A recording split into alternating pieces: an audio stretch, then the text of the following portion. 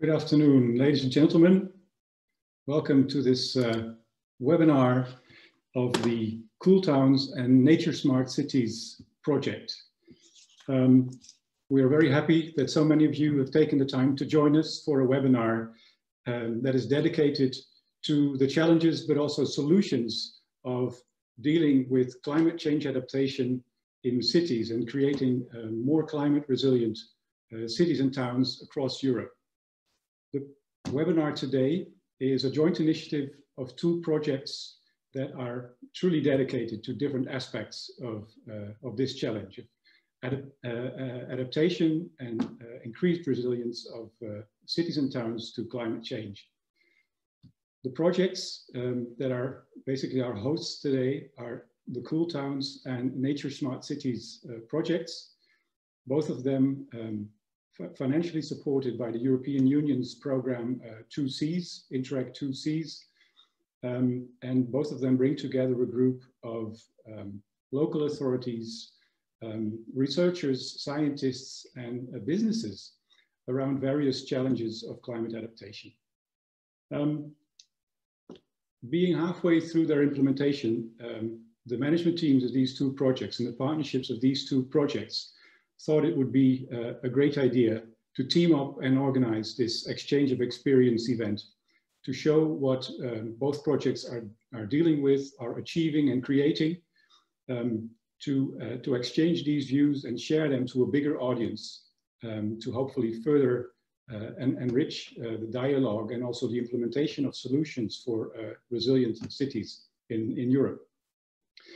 We would have loved to go on site and host you in one of the cities that is participating in these two projects. But unfortunately, this is not possible today. And in fact, there may be a positive to that in the sense that many more people may have been able to join us today to take a few hours this afternoon, wherever you are remotely, to listen in and hear what our partners are doing, are developing, and are thinking about, and hopefully also exchanging your views and experience with us about these topics. So basically, we are very happy that we are able to organize this event for you, and we're very happy that so many of you have found the time to join us. We have quite a lineup of interesting speakers for you today, but before we go into the more detailed and elaborate program of the afternoon, first, I would like to give the opportunity to our two hosts, if you like, to introduce themselves. And by hosts, I mean the representatives of the Cool Towns and Nature Smart Cities projects. And first off, I would like to invite Ms. Tini Maanhout of the city of Middelburg in the Netherlands, who represents the lead partner of the Cool Towns project, to tell us a bit more about their project. Ms. Maanhout is the project manager of Cool Towns, and she's been doing this for a range of European cooperation projects for many, many years, dedicating her energy to bringing Middelburg and other European cities closer to European cooperation. So please, Tini, tell us how this is going for the Cool Towns project.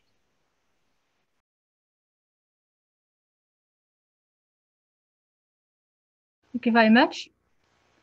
So climate change causes warmer summits with more heat waves, and these higher temperatures have a negative aspect on the impact of public health, productivity, well-being, air and water quality, and other urban systems. So you will see now a film where we will see all those impacts of heat stress.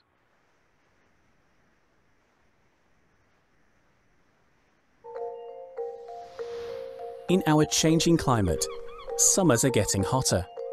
Heat waves will also occur more often and will be more severe in the coming years. In many European cities and urban areas, hot weather causes heat stress, with major consequences for public health and the quality of life. Changes are needed in public space to reduce heat stress. Spatial adaptation is a key way to make towns climate-proof, while also improving the quality of life and increasing attractiveness. Planting trees, hanging shade sails, creating green facades and adding water elements can be effective measures against heat stress. This doesn't just keep places cooler, but can also provide added benefits. For example, more green spaces can support biodiversity, improve flood resilience and combat drought. Cities do not yet have sufficient insight into the heat problem itself and the effectiveness of the various measures. Policymakers, spatial designers and other experts can benefit from additional knowledge and practical tools to properly tackle heat stress. In the Cool Towns project, 13 European partners are working together on a suite of tools and pilots to support the decision-making process for taking spatial heat stress interventions. Solutions that make towns climate-proof in a changing climate are explored, developed and implemented. Cool Towns is supported by the European Interreg programme, 2Cs 2014-2020.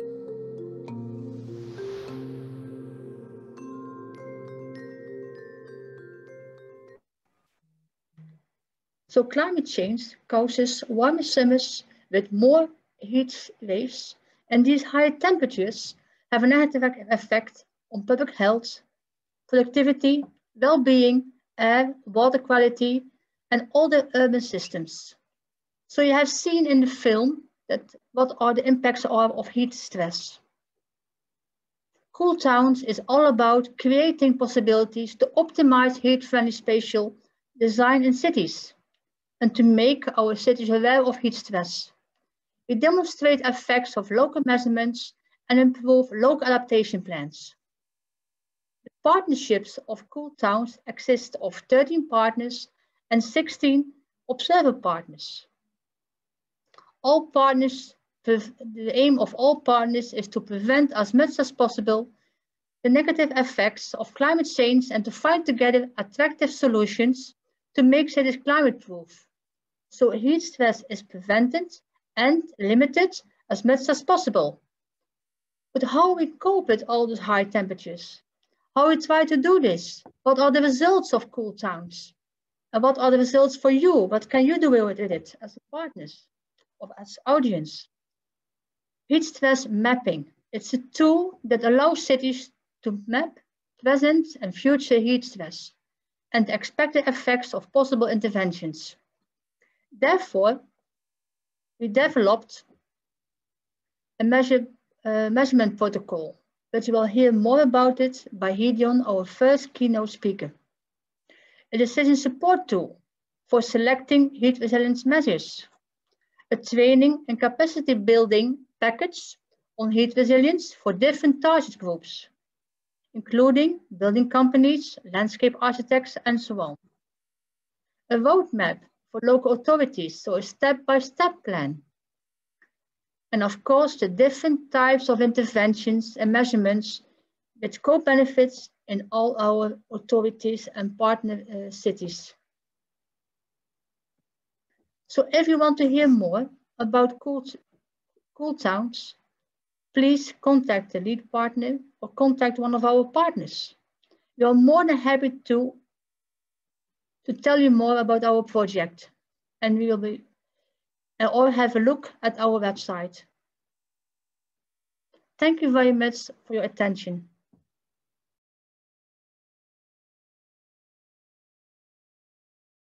So thank you for the introduction.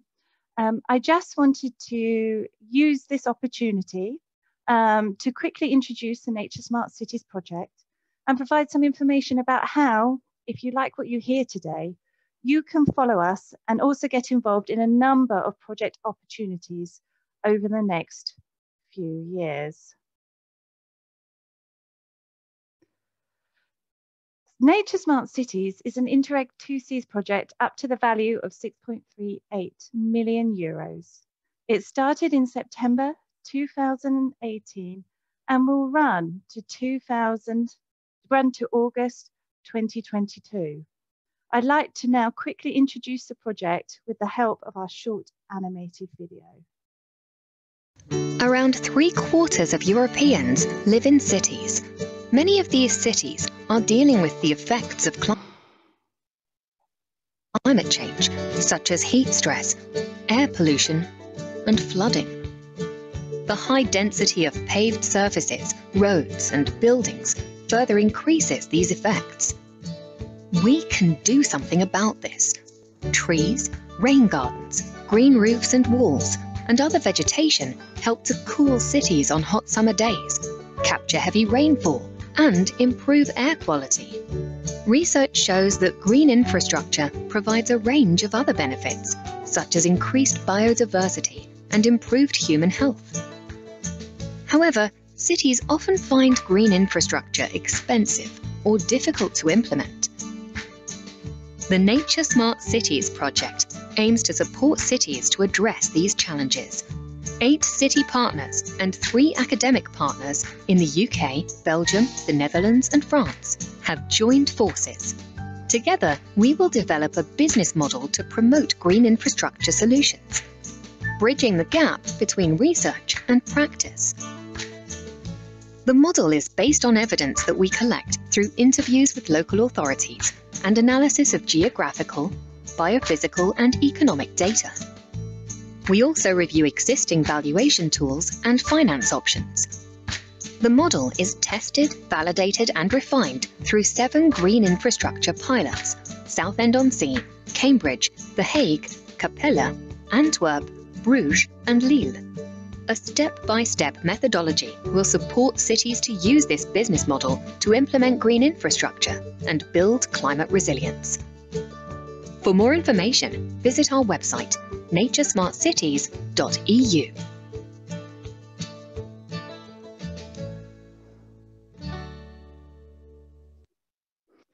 As the video described, the main output of the project will be a business model to support smaller municipalities, that's those with populations less than 550,000, to make the business case for green infrastructure solutions over more traditional grey approaches. The business model will be ready in 2022. During today's session, there will be 4 presentations linked to the Nature Smart Cities project. The first, given by Vito from the University of Antwerp, will provide an overview of the business model we are developing. The second, presented by Phil from Imperial College London, will share some of the results from the 50 semi-structured interviews with local authorities in the 2 Seas region. The results of these interviews will help to ensure the business model is grounded in the needs of local authorities and municipalities. We will then hear more about the project investment pilots in The Hague and Cambridge in the Good Practices example session. I just wanted to highlight that over the course of the project, there will be a couple of key opportunities for you to participate in the Nature Smart Cities project. Next year, we will be expanding the testing and validation of the business model. We will do this through demonstrated testing with 4 local authorities, 1 from each of our project countries. This is an open opportunity available to all local authorities in the 2 Seas region. And early next year, we will launch an open call for expressions of interest. To express interest, local authorities would need to have a GI project, a green infrastructure project that they are considering, but for which they require stronger evidence to help them take it forward. For those 4 local authorities which are selected to participate, there will be a number of benefits. They will be supported through the application of the business model by a consultant, resulting in the development of a business case for their green infrastructure project to support the decision-making process and hopefully help to make their project a reality. So if you're interested in using our business model to demonstrate the value of a new green infrastructure project, then please follow the Nature Smart Cities project. I will tell you how in a moment. In addition, in 2022, we will run a capacity building program to support local authorities to utilize the Nature Smart Cities business model. The program will be rolled out through a series of workshops in each of the project countries. It will be highly interactive, focusing on using practical examples and experiences of the pilot and demonstrator testing to take participants through the steps of the business model. To stay updated on these two key opportunities and for more information about other project events and webinars, please visit our website and subscribe to our newsletter. We also have a very active LinkedIn page and would like to invite you to follow it. If you have the LinkedIn app on your mobile, you can scan the QR code on the screen, which is also on my next slide. So that brings me to the end of my introduction.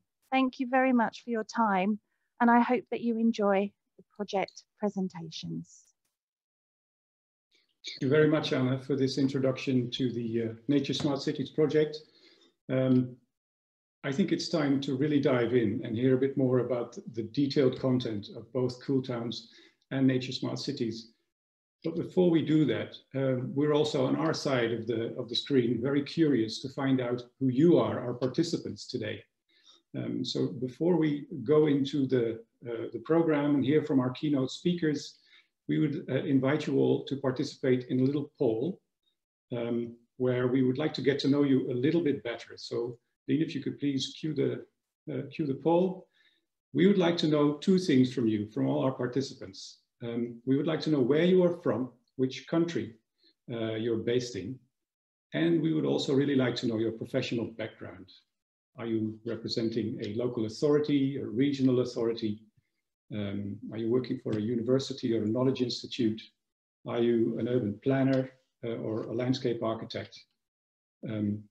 Are you involved in the construction sector perhaps? Or are you from a whole other line of business or professional activity?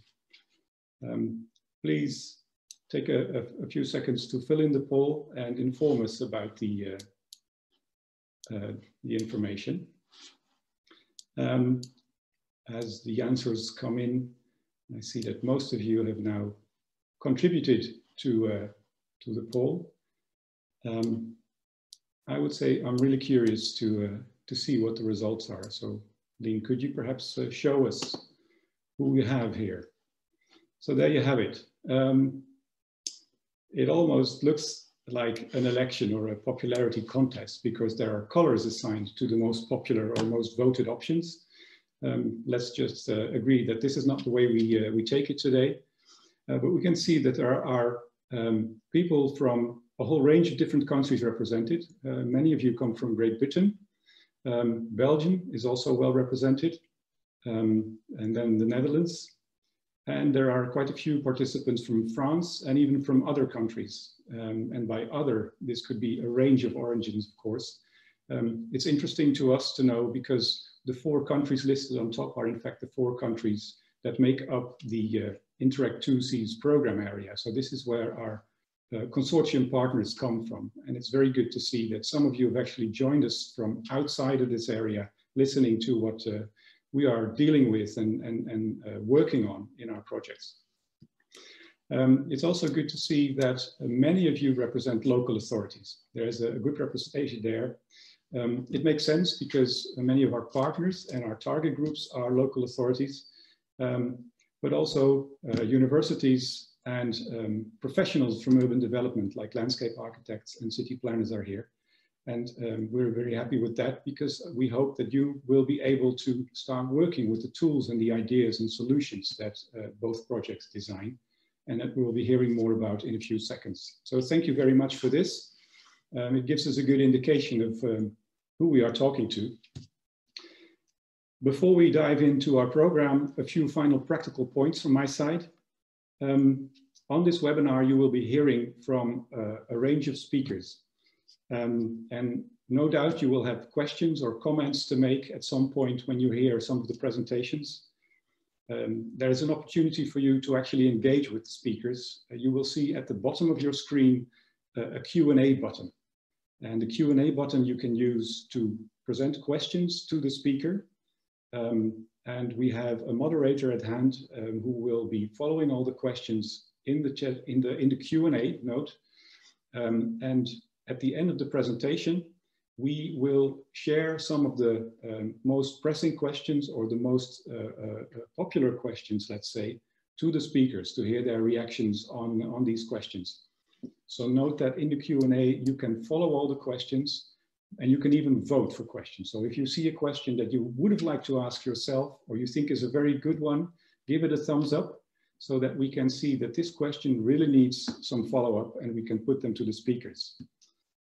We may not have the opportunity to deal with all your questions. If this is the case, I can tell you that we will be following up on this webinar by sending you a frequently asked questions note where we come back to some of the questions that were not dealt with during the webinar so that you can still have an answer to your questions or your queries. So there you have it.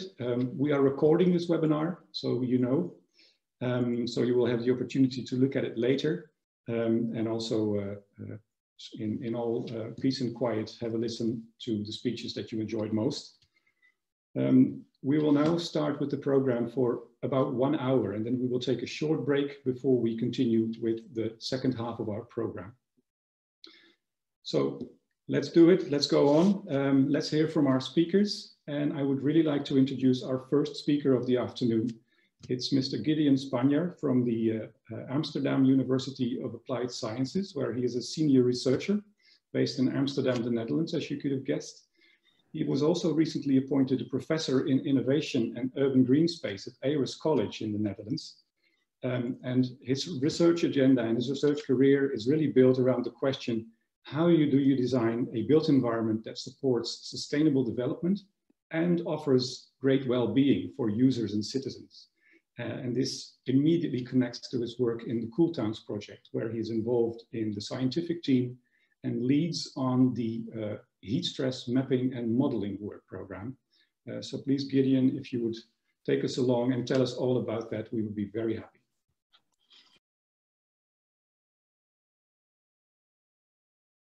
Thank you, Taco, for the introduction. Let's see if I can share my screen. Okay, today I'm gonna talk about how to carry out a thermal comfort assessment at street level.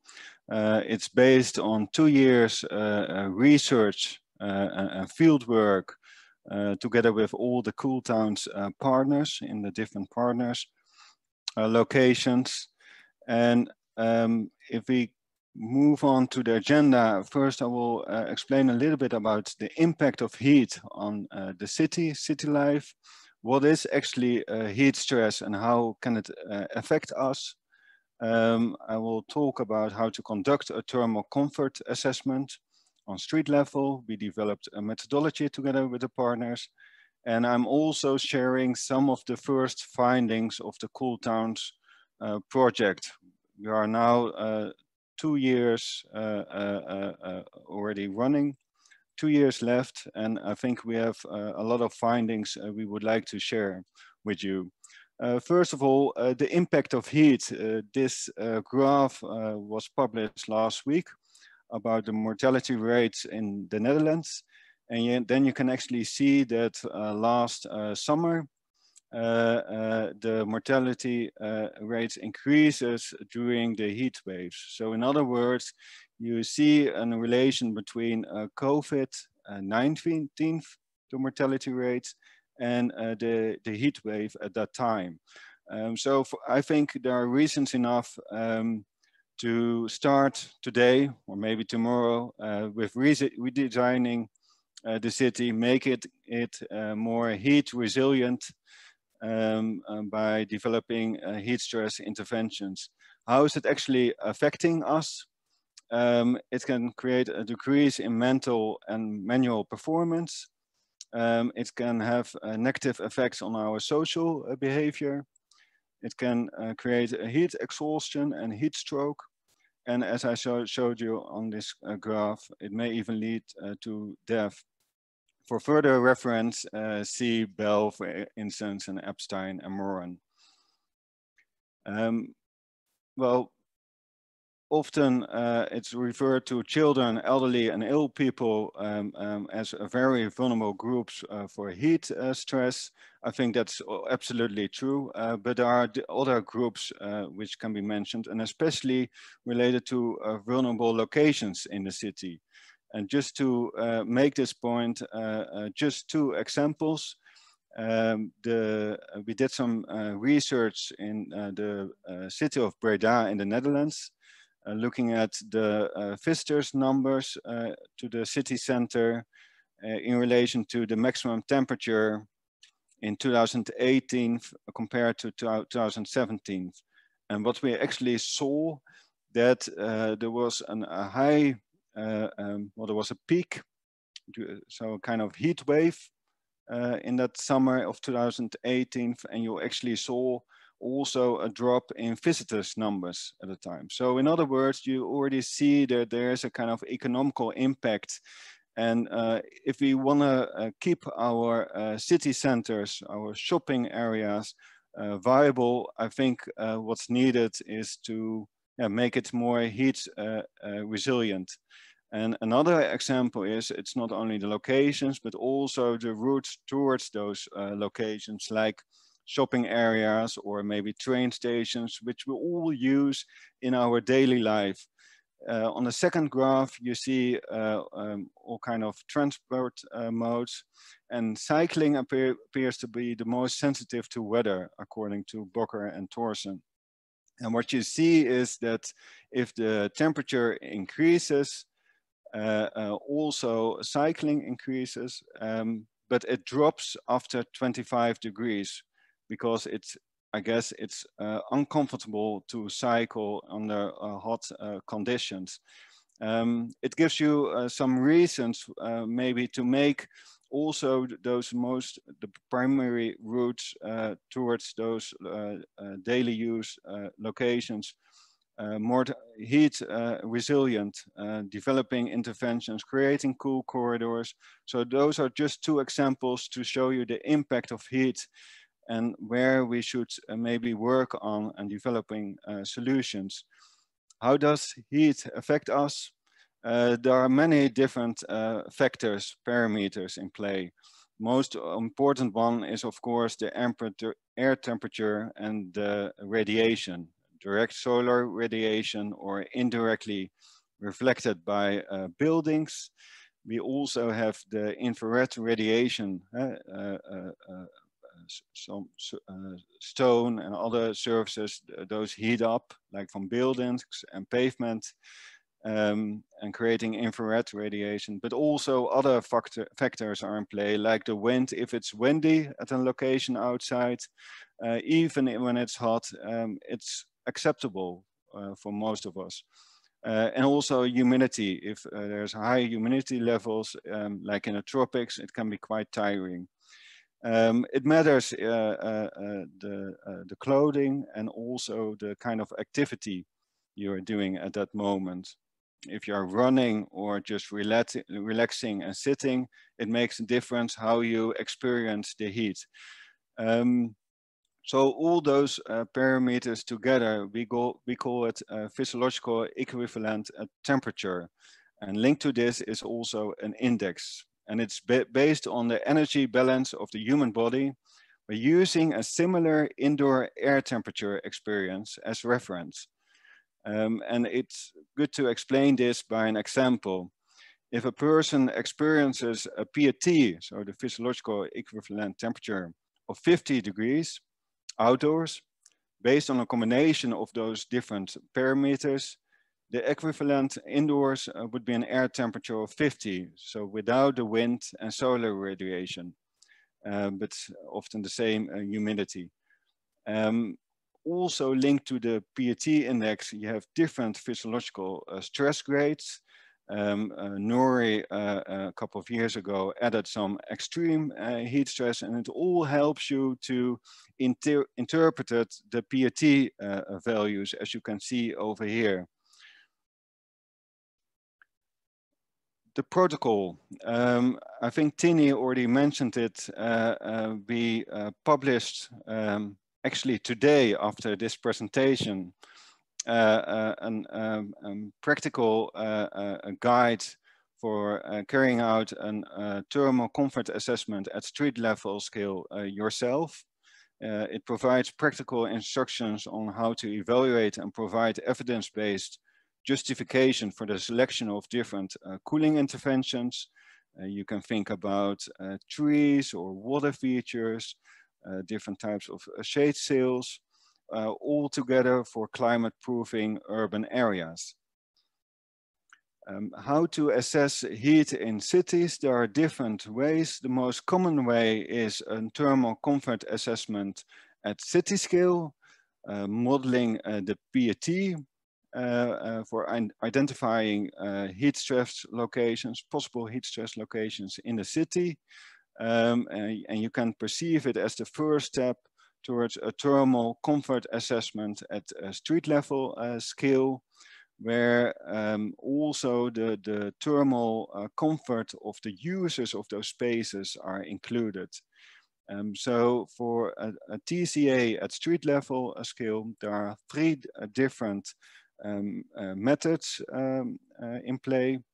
Site characterization for exploring the use of the site, the spatial configuration, which matters and it contributes to heat stress. So those are the thermal characteristics. I mentioned already the questionnaire for get a better understanding of the thermal comfort experience of users, and also measuring the PAT, the variety of heat stress levels on a site, for instance, or cooling effects of existing features like trees, or the recently installed interventions. And through different phases, from a measurement plan, conducting field work and analysis, it provides all the information to implement new heat stress mitigation strategies yourself in your municipality. So what do we need to think of with the characterization of sites? Here are some categories. We would like to know how many trees are present, so how much cooling interventions or cooling features are there already there? Are there more needed? What are the type of use of the site? And that's actually the starting point. And then we move on with the questionnaire to get a good understanding of the thermal comfort which has been experienced on the site. So then we actually ask them first how they are, what's their motive to go to this area. And then we follow it up with how do they perceive this environment? Do they feel comfortable or very uncomfortable due to the heat? And how are they feeling, and how would they prefer that it's to be changed? Do they think it needs to be cooler? So then you can actually see action is needed, or is it fine just the way it is? And then we also have the measuring the PAT for different aims actually. Cooling effect of heat stress interventions to investigate that, the variety of heat stress levels, as I mentioned already on the site. And it needs different requirements. I think you always need to have a reference point. You have an intervention point at the center of this cooling intervention, measuring the effectiveness of this intervention. And you need comparison with a location full in the sun, in the open environment to compare it to. And we call it the reference point or a control point, which is a bit similar. And then also it needs to be far enough away from other factors like spatial elements like buildings, and also from other interventions to really measure, one hand, the intervention, and the other hand, also the reference location to compare it with. So for a TCA, it starts with a quick scan. It's optional. Using Oostend as an example, it's one of our partners of Cool Towns. We have a shopping street over here, and that's over there. We have the Cool Towns pilot site, the Lijnbaanstraat. And what we found out with modeling the PAT, we saw that the shopping streets like this important one, it suffers from heat stress. Often in shopping streets, it's difficult to develop heat stress interventions. And here the partner has chosen actually to, in this area, to create a kind of cool spot where people can have a break when they are shopping and can cool down a little bit and relax a bit. So this measurement plan, there are different objectives: to develop a baseline against which to measure the need for future change, intervention, measuring the effectiveness of installed interventions, and also an objective is measuring the performances of existing heat stress mitigation features. So here you see actually a map of the baseline with all the different areas of interest where the interventions will be placed. There are a lot of things you need to consider when developing a measurement plan. Most importantly, it needs to be a summer day in the afternoon when it's the hottest period of that day with a clear sky.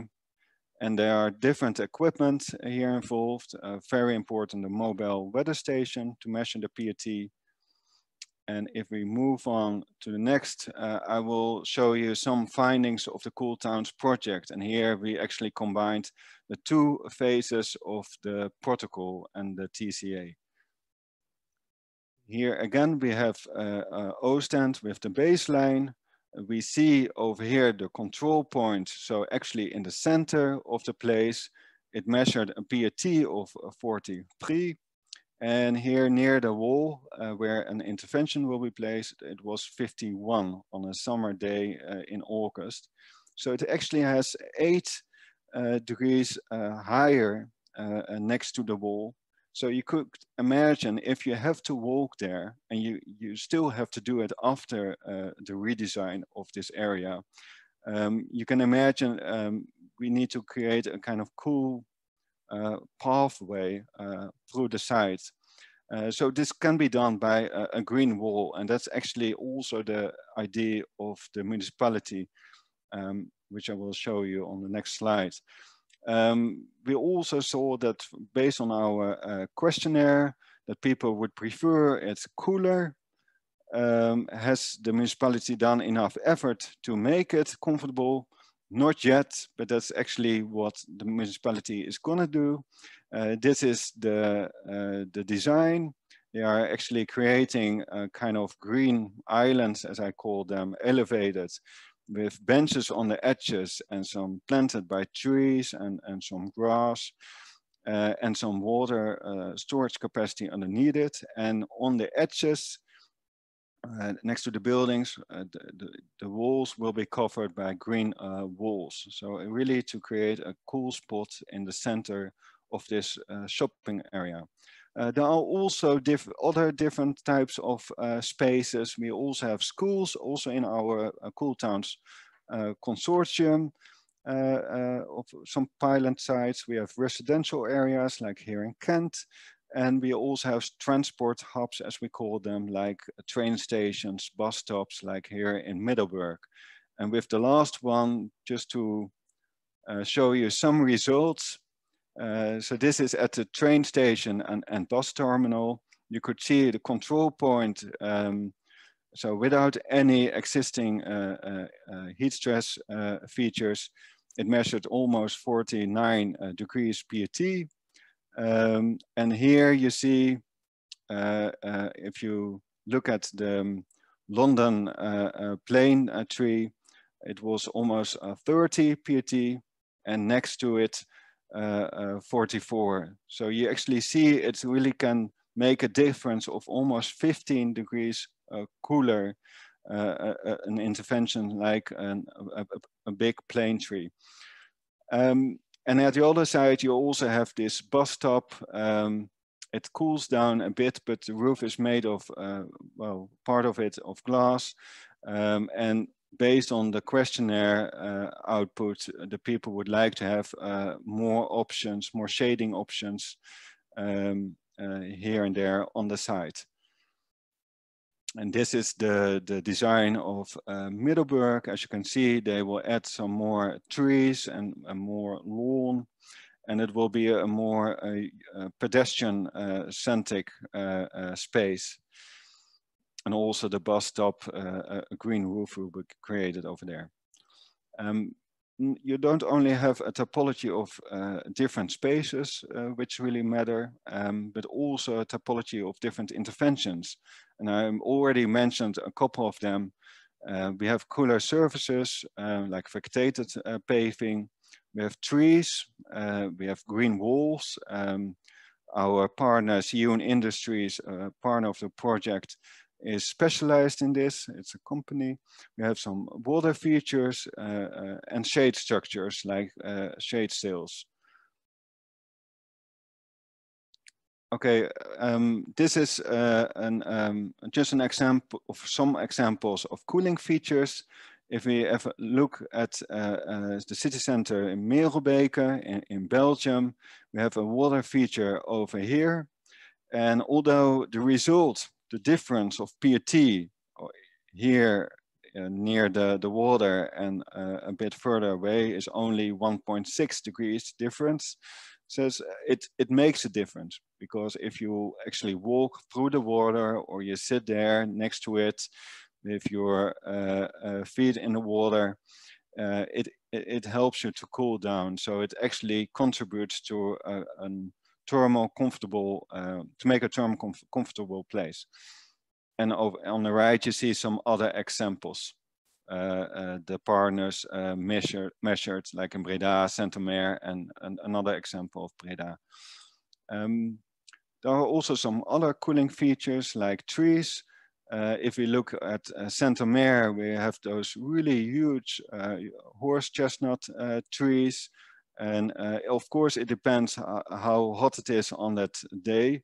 But it can reach a difference of 18 degrees PET.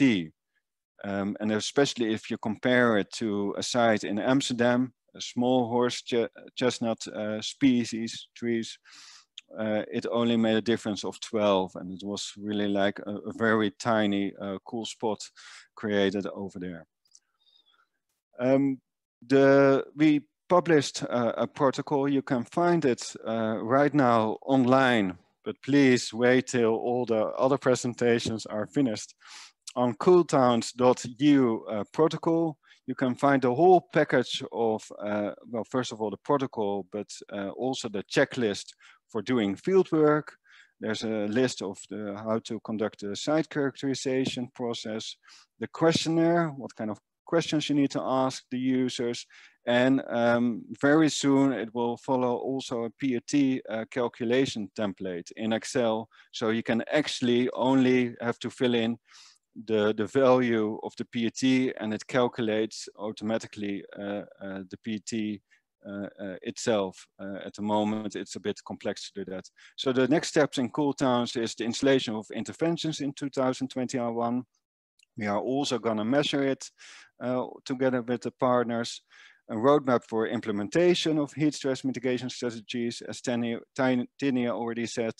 And we will continue to develop a decision support tool based on the pilot site and also based on the extra measurements we are conducting of existing cooling interventions. Thank you very much for your time. Thank you very much, Gideon, for this, this explanation.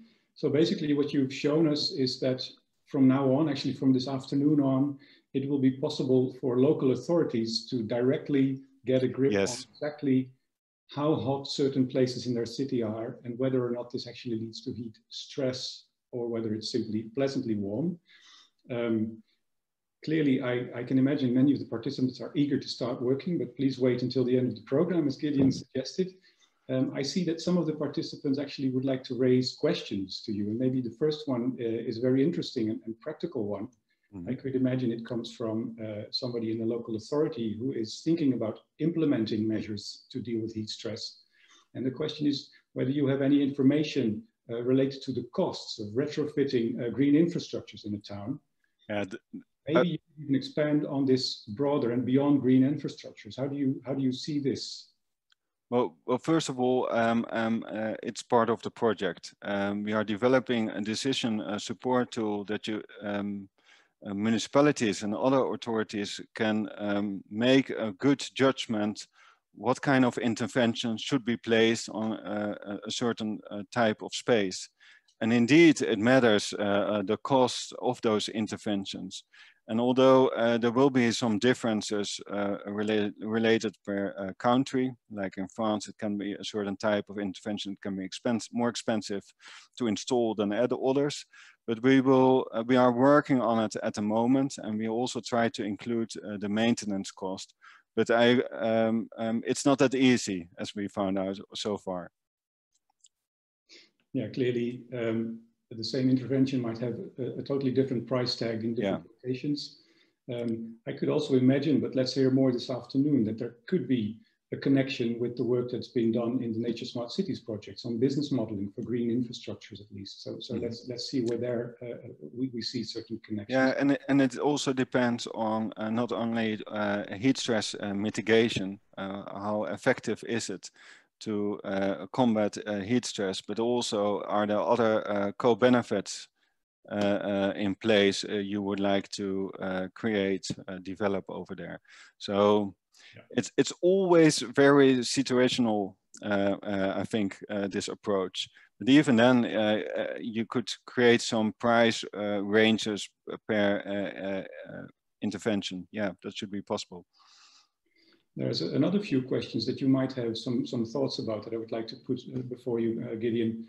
And one is, very interestingly, do you have any information about the cooling effects, or let's say the effects in general of any heat stress reducing interventions during the colder months of the year, so the winter months? How does that work? Yeah, we actually considered it. I mean, we are quite aware of that you need, this is just a start. And I think it's quite important to see at those summer days, those hot days, how can you keep it climate thermally comfortable? So that's our priority at the moment. But actually, during the whole year, it needs to be comfortable. So you can't actually create in one space a lot of trees, creating a lot of shading. While in springtime or winter, you would, we all need some sunshine, right? So it could be quite interesting to start a project the whole year round, measuring the PET levels. But so far we haven't done that yet. We are focusing on combating the heat stress levels, but it's quite interesting to do so. There's work to be done. I have one final question for you. There are more that we will probably come back to later on, but one final one that is maybe one of the core questions that cool towns could also be dealing with, and that's the question, is there more merit in planting trees over having green walls, or does one heat stress reducing intervention make more impact than the other? And how do you make choices? Yes, but sometimes, yeah, like those really large trees, for instance, with a lot of leaf area, they are quite effective to reduce the heat stress levels. But at the same time, like in some type of open spaces, like in shopping streets, it will be quite difficult to plant trees over there. So yes, if you look at it from one single perspective, yes, you can make, you can see which one is the most effective one. But at the same time, a green wall, if you have to walk or sit really close to this wall, it can be effective to green it.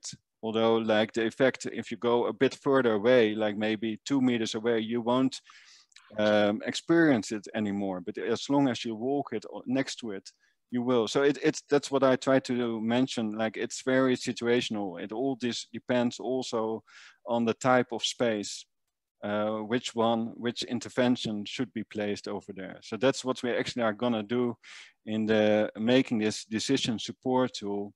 actually to enhance this process rather than you already know from the beginning on which one will be the best, because that's something we can't make. We can help you to select one or a couple of best interventions which are suitable to place, but we can't take it over completely. That's understood, Gideon. If it were only so easy, but clearly it's not. So there's a lot of work to be done at local level still. Thanks very much for this very interesting presentation. I'm pretty sure that there will be a possibility after the seminar for those questions that haven't been answered to also get a quick response. So if you your question hasn't been addressed, don't worry, we'll get back to you. Right now, it's time to move on to our next keynote speaker, Mr. Vito Van Eustein. He's from Flanders, Belgium, and he is a PhD researcher at the University of Antwerp at the Department of Business and Economics. And he's working on a PhD with a very intriguing title, which is Making Small Cities Less Dependent of Subsidies. And it goes on to say that he does this on the basis of an assessment of urban green infrastructures to support the creation of a functional business model. So basically helping cities to make decisions that are, let's say, show value and are economical. He's one of the Nature Smart Cities science partners, and he's going to explain exactly how the project is working on developing a business model for implementing green infrastructures. Vito, please go ahead.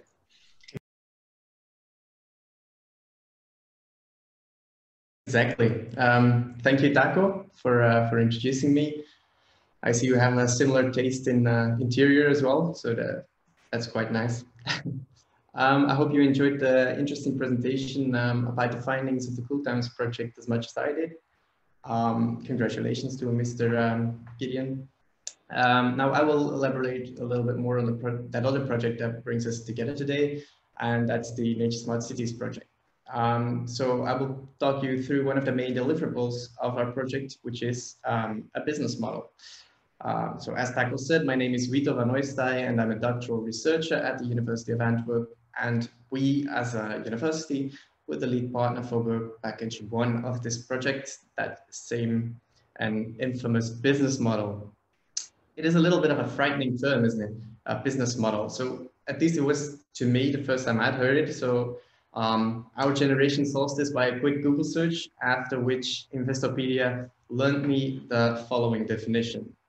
So a business model is a high-level plan for profitably operating a business in a specific marketplace. A primary component of the business model is the value proposition. This is a description of the goods or services that a company offers and why they are desirable to customers or clients, ideally stated in a way that differentiates the product or service from its competitors. Well, this explains us a little bit how business models function within businesses and with often tradable goods and services. Many questions are left unanswered when considering green infrastructure or nature-based solutions or other publicly available goods or services. So there's a few characteristics that are specific to the context that we're observing, which is a business model for green infrastructure. Vito, if you don't mind, sorry, I'm interrupting you for a second here. It seems that we cannot all see the slides that you are presenting. Is there something you can do about that to share your screen in a different way? Well, in a different way. Let me try again. Excellent. Better? Yeah, I can see Okay. it. So I'll get back to those characteristics that are specific to the context that we're observing. First, for whom? So who are we building a model for? Who will benefit from this business model? Secondly, profitability. Is this a reasonable desire for this target group? What goods or services are we trying to catch with our business model? What specific properties of this good or service are inextricably linked with its business model? And can we really speak of customers, and who would that be? So we try to answer these questions. We would say that for the Nature Smart Cities project, at least, our target group is local authorities. So we want local authorities to benefit from the business model that we will design. And moreover, we'd aim for a self-sustaining or sustainable investments rather than aiming for profitability per se. So sustainable investments in the goods that are part of green infrastructure installments and deliver us ecosystem services. Characteristics of our product, it's characterized by non-rivalry. So this means, for example, that if I consume the beauty of my local urban park, this does not lead to less consumable beauty for my neighbors tomorrow, for example. It's also characterized by non-excludability. I cannot exclude anyone from visiting that same park. It's open to the public, it's for everyone. So at the same time, GI is also characterized by multi-benefits. So we don't only have those recreational benefits, we also have other ecosystem services, water management, carbon sequestration, etc., etc. As a result of it being a public good, we could say that our customers are society as a whole. So if we would then go back to the definition that I proposed earlier, we can adapt some things. So a business model is a high-level plan for sustainably operating publicly available green infrastructure. A primary component of the business model is the value proposition. This is a description of a potential green infrastructure investment that a local authority offers and why it is desirable to the community at large, ideally stated in a way that differentiates the green infrastructure from traditional infrastructure. Great to have that out of the way. So I'm sure we now all agree on what a business model for green infrastructure should be. But why would we need it? Which gaps do we aim to fill with this business model? What we see is a hampering uptake of green infrastructure. This originates from various factors, of which I listed a few. First of all, it's not perceived as a credible alternative to gray infrastructure. There's always this uncertainty and risk connected to green infrastructure, which leaves us a little bit stuck in the status quo often. And there's limited resources for different projects within local authorities. So what is our aim with this business model? We want to take away as much as possible of these initial uncertainties, and we'll do this by facilitating local authorities to demonstrate the expected costs and benefits, and by providing an easily accessible framework that is widely applicable to. How do we get to the business model as we see it today? So firstly, we've reviewed a lot of existing literature, less exciting probably, but we did it. This led to a few publications that can be found on our Nature Smart Cities website in the data library. Secondly, Phil Back from Imperial College has done a lot of semi-structured interviews with local authorities, but he's going to present later, so I'll leave that to him. He'll tell you everything about it after the coffee break. Then we aim to provide specific answers to local authorities' expectations and needs that we identified along the course of our many partner meetings and calls lately, unfortunately.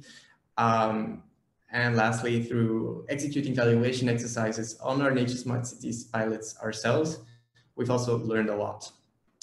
So we have the inputs. Applying our business model thinking that was proposed in the beginning of my presentation, what will now concretely be delivered for local authorities to overcome existing barriers and challenge the status quo? First, we'll develop a step-by-step method that provides the scientific background and deliver examples and guide local authorities to make estimations of the impact of GI projects. We will deliver this in the form of an Excel sheet. Secondly, a guidance document for local authorities to successfully complete each of these set steps will be provided in order that local authorities can transparently draw up the business case for their specific GI project. So what features will the business model have? It will provide arguments to justify investments. Local authorities will be able to transparently compose qualitative and quantitative arguments for a range of GI types. It will provide structure and visuals, structure through our step-by-step. It'll be a very clear and accessible method, and visuals will be provided by the outcome, a fact sheet template that allows local authorities to compose an intuitive and easily interpretable oversight of their investment. But I'll come back to that later. We'll provide an evidence base by combining previously composed databases on GI benefits, while also expanding this with new examples and including cost data. And this data, it's not just on green infrastructure. We want to foresee ballpark figures for gray alternatives in our guidance document as well, so that it becomes much easier for local authorities to compare green and gray. Then through our Nature Smart Cities program and events like the one we're attending today, we attempt to raise awareness.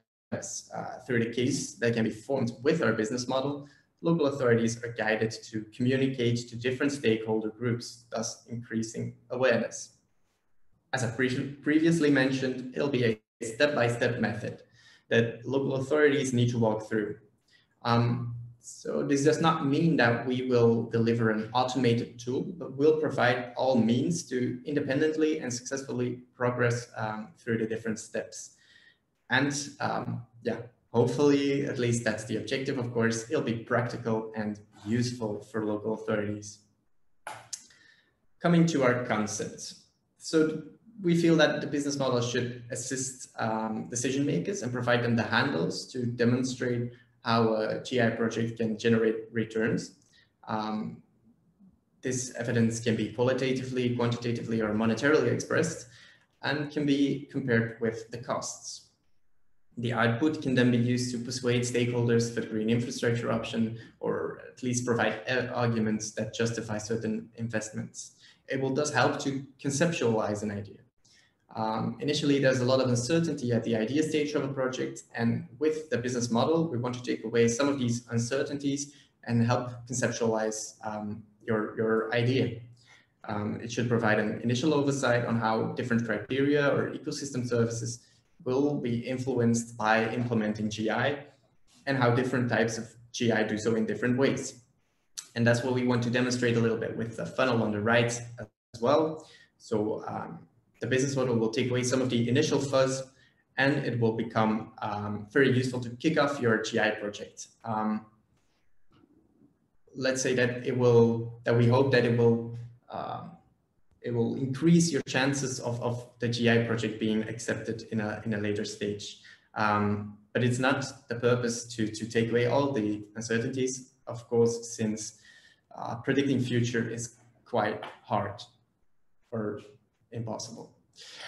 At the core of our business model, we'll build a multi-criteria analysis. The reasons for choosing a multi-criteria analysis are diverse.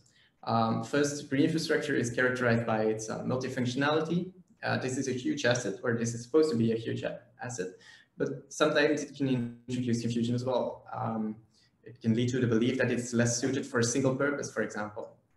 With the approach of the multi-criteria analysis, we want to overcome this confusion and turn it back into the asset it was in the first place. The MCA is a matrix, so apart from multiple criteria that can be defined, you can also adopt multiple spatial interpretations. Multiple spatial interpretations, that means that it will be easy to compare gray infrastructure with green infrastructure or hybrid solutions. The advantage of an MCA is that the assessment is flexible. According to the type of GI, the location of the project, the desires of the user, user can opt for different criteria to include in the assessment. And further, the MCA is very adaptable and responsive for users. For different stakeholder groups, for example, the user could choose for different criteria to highlight.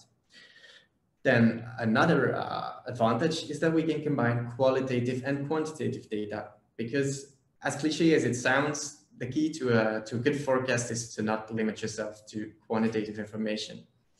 Now, lastly, the MCA works in various contexts, so it's accessible and transferable, and it is easily adaptable to the scale of the proposed projects. So local authorities could, for example, invest more resources for bigger projects, let's say. Next slide. Okay, so 3 important steps in our MCA approach. First, you select the criteria. So we're learning from our pilot cases, and we will compile a list of criteria that can be relevant to a decision-making process. And in the first phase of our analysis, it's up to the user of the tool to indicate which criteria are important to them. With criteria, criteria can be ecosystem services based, for example, water management, microclimate regulation, carbon sequestration, but it can also be additional criteria that are locally important. For example, if your mayor really values the amount of parking spaces in his village, that could also be a criteria. To give you an example, we move to one of our pilot cases examples. This is an example from Capelle in Zeeland. So to select criteria, we use a rapid assessment scheme. So we offer examples of possible criteria. In this case, it's all ecosystem services. And the initiator of the project scores the importance of these criteria on a 1 to 5 scale. In the case of Capelle, we can see, for example, that water management is extremely important to the project, and then other factors such as microclimate regulation, biodiversity, carbon sequestration, improvement of living environment, education and raising awareness prove important as well. So we ask our partner to provide a short description of what he interprets or she interprets with these ecosystem services or applied to their specific case. Now that we have our criteria, we go to the second dimension, which is defining different spatial scenarios.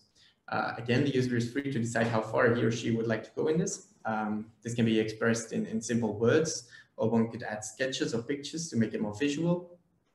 And we always start from the situation as it is today. We call this the baseline scenario. We move again to our Capelle case. So this is for the Capelle case. We see 3 different scenarios. We have the status quo, we have the GI light and the GI plus scenario. And yeah, the user is free to define as many scenarios as he or she would like. We already see that by describing these visually, that such as our colleagues from Capelle did, that it already offers an insight in the changes that will be delivered. So moving from the baseline to the green light, for example, we see that there's more trees and some roads will become permeable. And then if we move to the green plus, we see more permeable pavements and we see more trees.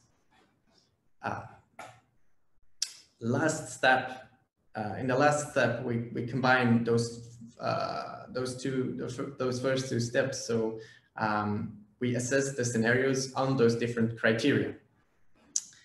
This sounds a little vague, but that's why I added an example. So we won't go too much into detail into the exact assessments as we've made them, because it's still hard work in progress. But we mainly want to share the concept and share how it all will look and feel. So what we see here is a qualitative or part of the qualitative assessment of some of the ecosystem services that Capelle indicated to be important. So they're all qualitatively scored relative to the baseline scenario. So for example, if you look at water management, we can see that for the green infrastructure plus scenario, that they get the maximum score. In our guidance document, we will provide the guidelines to make scoring less arbitrary. So that's just to give you a grasp of what it will look like. In the next step, the user then will proceed to the quantitative and monetary phases of the assessment through the general ballpark figures that we will provide and the guidance that goes with it. It'll be easy for local authorities to compute initial estimations for many of their upcoming projects. As I've said before, this is all work in progress, just to share the concept. But eventually the objective is that local authorities will receive intuitive data that they can use to convince their fellow decision makers to adopt project ideas. If we then would present the results, which is the most important part, let's say, we would go for the results would be visible in a fact sheet, for which we will provide a template. So the fact sheet should be enhanced with readily understandable visuals, such as the spider diagram on the right.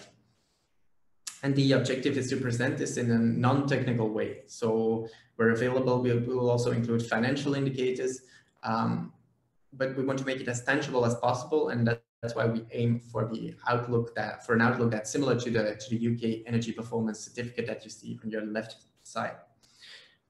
We're not there yet, but to show how this could work, we'll let you in our current work in Capella again. So we have made a provisional, very provisional fact sheet for Capella.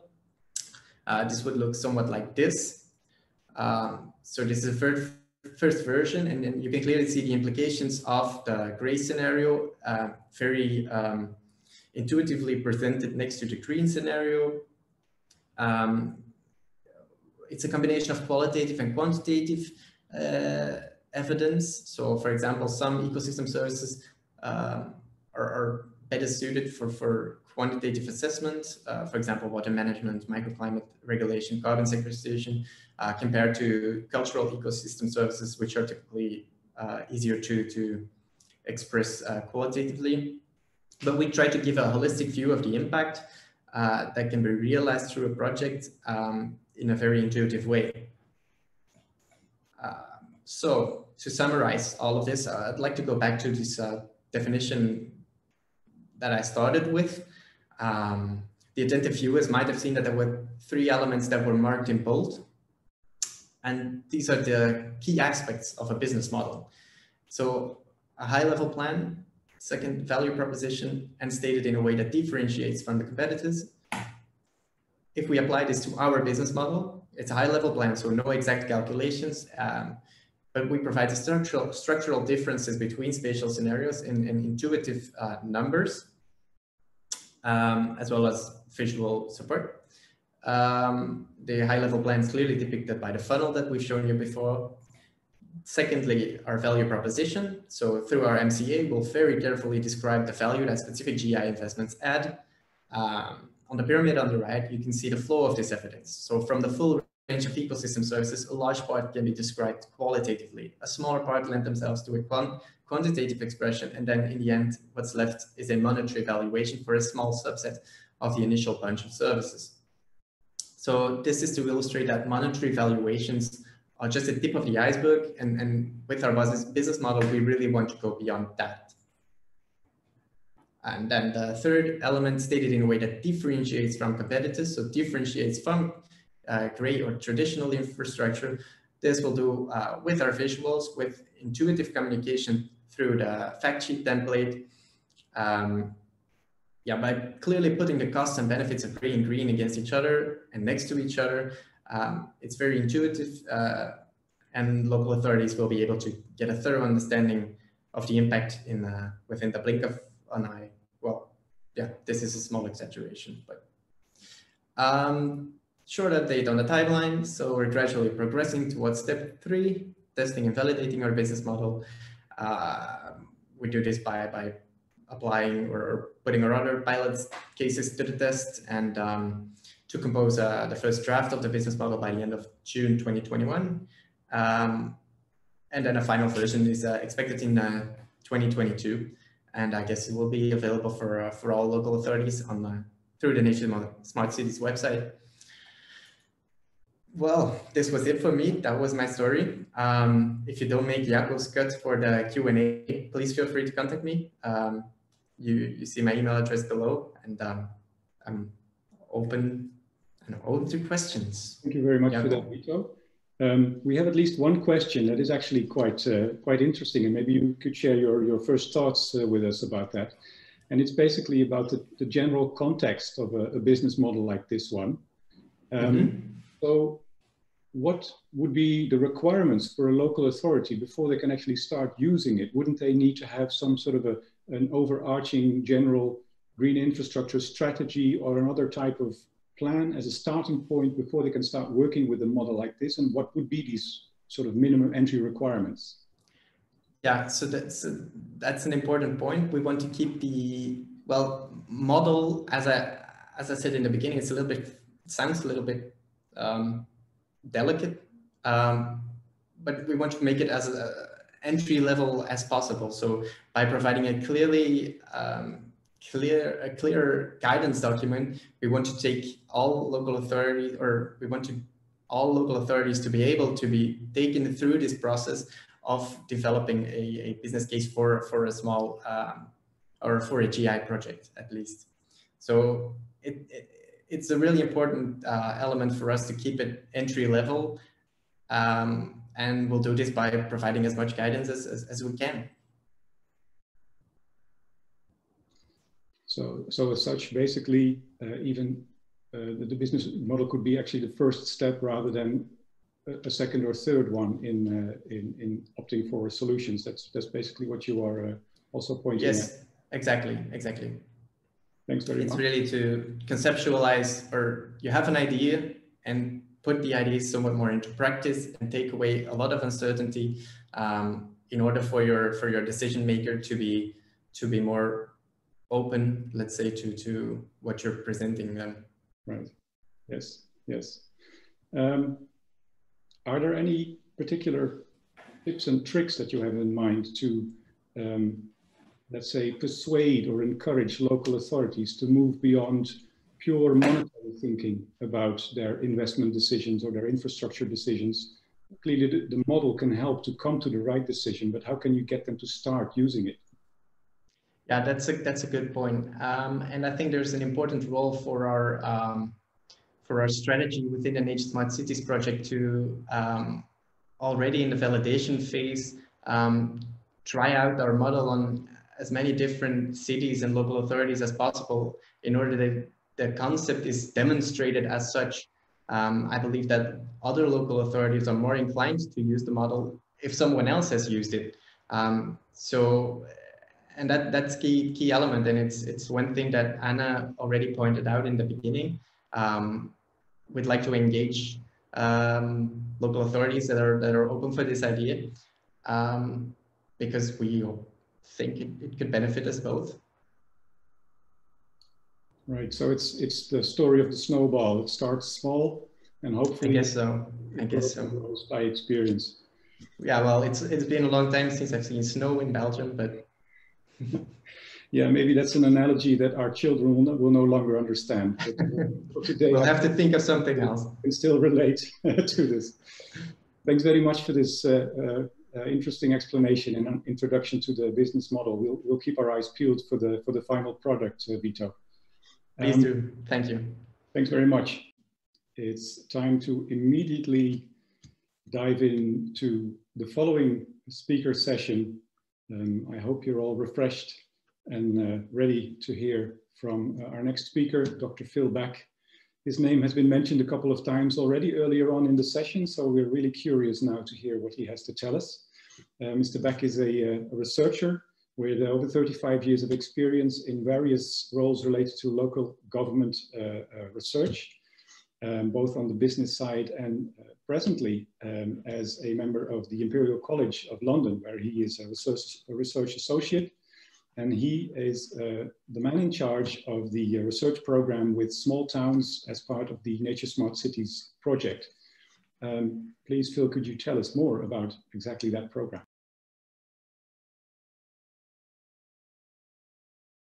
Yes, thank you, Taco. I can certainly tell you more.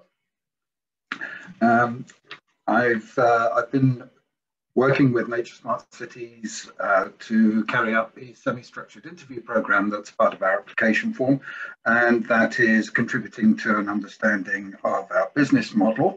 But we think it has a wider relevance beyond that to smaller cities generally looking at green infrastructure projects. And it would be interesting to know whether you recognize yourselves in some of the results of these interviews. Our study carried out 53 interviews in cities of less than 550,000 population. Those were undertaken with decision makers and officers working in green infrastructure, and they covered a wide range of areas. It was a 50-minute interview. So there's a great deal of material in the results, far more than I can possibly cover in the 20-minute session I have here. So I would encourage you to have a look at the report, which is available on the project website, and the address for that has already appeared and will appear again, no doubt, as we go through these presentations. So today I just want to focus on 3 of what I think are the key findings of this study. One is to do with the way in which smaller cities understand the concept of green infrastructure. The second is a ranking of the priorities and obstacles that small cities identify in relation to delivering green infrastructure. And the third has to do with evidence and making the case for green infrastructure in a smaller city. So if we start with this one, the understanding of green infrastructure in a smaller city. The first thing to say is that there is no common understanding of green infrastructure. We asked our respondents what differentiates, as far as they're concerned, what differentiates green infrastructure from green space or planting. And the answers varied very widely. And this no common understanding means that when 2 people talk about green infrastructure together, they may not be sharing either the same terminology or the same interpretation of that terminology. But having said that, there were some common threads that came out through the interviews. And one of those was a recognition of the attribute of multifunctionality as it applies to green infrastructure. The idea that a GI installation can fulfill more than one purpose. It might be planned to do so. It might be planned that a recreation area also has a biodiversity role, for instance, but it might equally be unplanned. And we came across one instance where a small recreation area had completely failed as a recreation area. People just didn't use it, but it has transformed itself into an area of attractive to wildlife and had become more valuable to its community that way. Another attribute that was recognised was the idea of ecosystem services, although very few people actually use this term at all. But what they said, what they described as a dimension of green infrastructure could be understood as an ecosystem service. It could be classified in this way. So for instance, flood resilience or water management or whatever. And the third attribute that was recognised around green infrastructure was the idea of connectivity, the idea that different green elements link together, and the concept of a network of connected sites was also mentioned. Lille is actually taking this approach in relation to its own pilot project in Nature Smart Cities, and the installation that you can see in this picture is an example of what Lille is trying to do in densely built up areas, creating small installations that are quite small in themselves, but which collectively make up a much wider and much more powerful network. And the fourth attribute that people recognize strongly was impact, and particularly the impact of green infrastructure on people. Green infrastructure is very largely interpreted as being something that benefits people. It's anthropocentric, if you like. So having got the definition from the respondent, we asked the interviewee, would your decision maker recognize that description that you've just given? So these results that follow on this slide are not necessarily what decision makers themselves would actually say. These are the perceptions of the people who work for them. And they find a variety of levels of understanding, from excellent in some instances through to quite limited in other instances. But generally, it would be fair to say that decision makers are seen as less well informed than the officers who work for them. Generally seen as a bit behind the curve, needing help, needing encouragement, needing guidance from their officers. And the engagement of decision makers is affected in three different ways. Politically, there are sometimes trade-offs, for instance, in authorities that are run by coalition government. The decision maker for green infrastructure may not necessarily be in full control over the council's policy as a whole.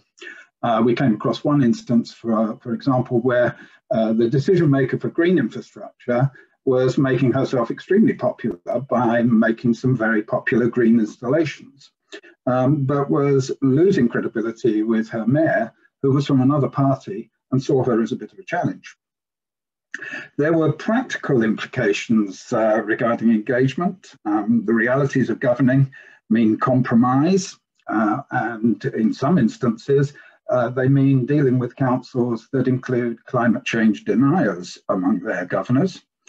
And the scale of smaller cities means that sometimes just one person or a very small team of people are charged with dealing with green infrastructure.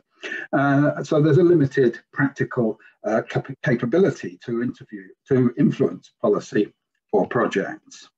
And there are operational challenges. Often responsibilities in local government are split between departments, split between aldermen, and green infrastructure is nothing if it's not integrated and holistic. So those splits of responsibilities make green infrastructure more difficult to achieve. And not all decision makers were that interested in working across organisational boundaries, according to the officers who work for them. There are some other dimensions of decision making that are worth noting. In the first place, inconsistency. There are several respondents who said that their decision makers or their council as a corporate whole says one thing but does another.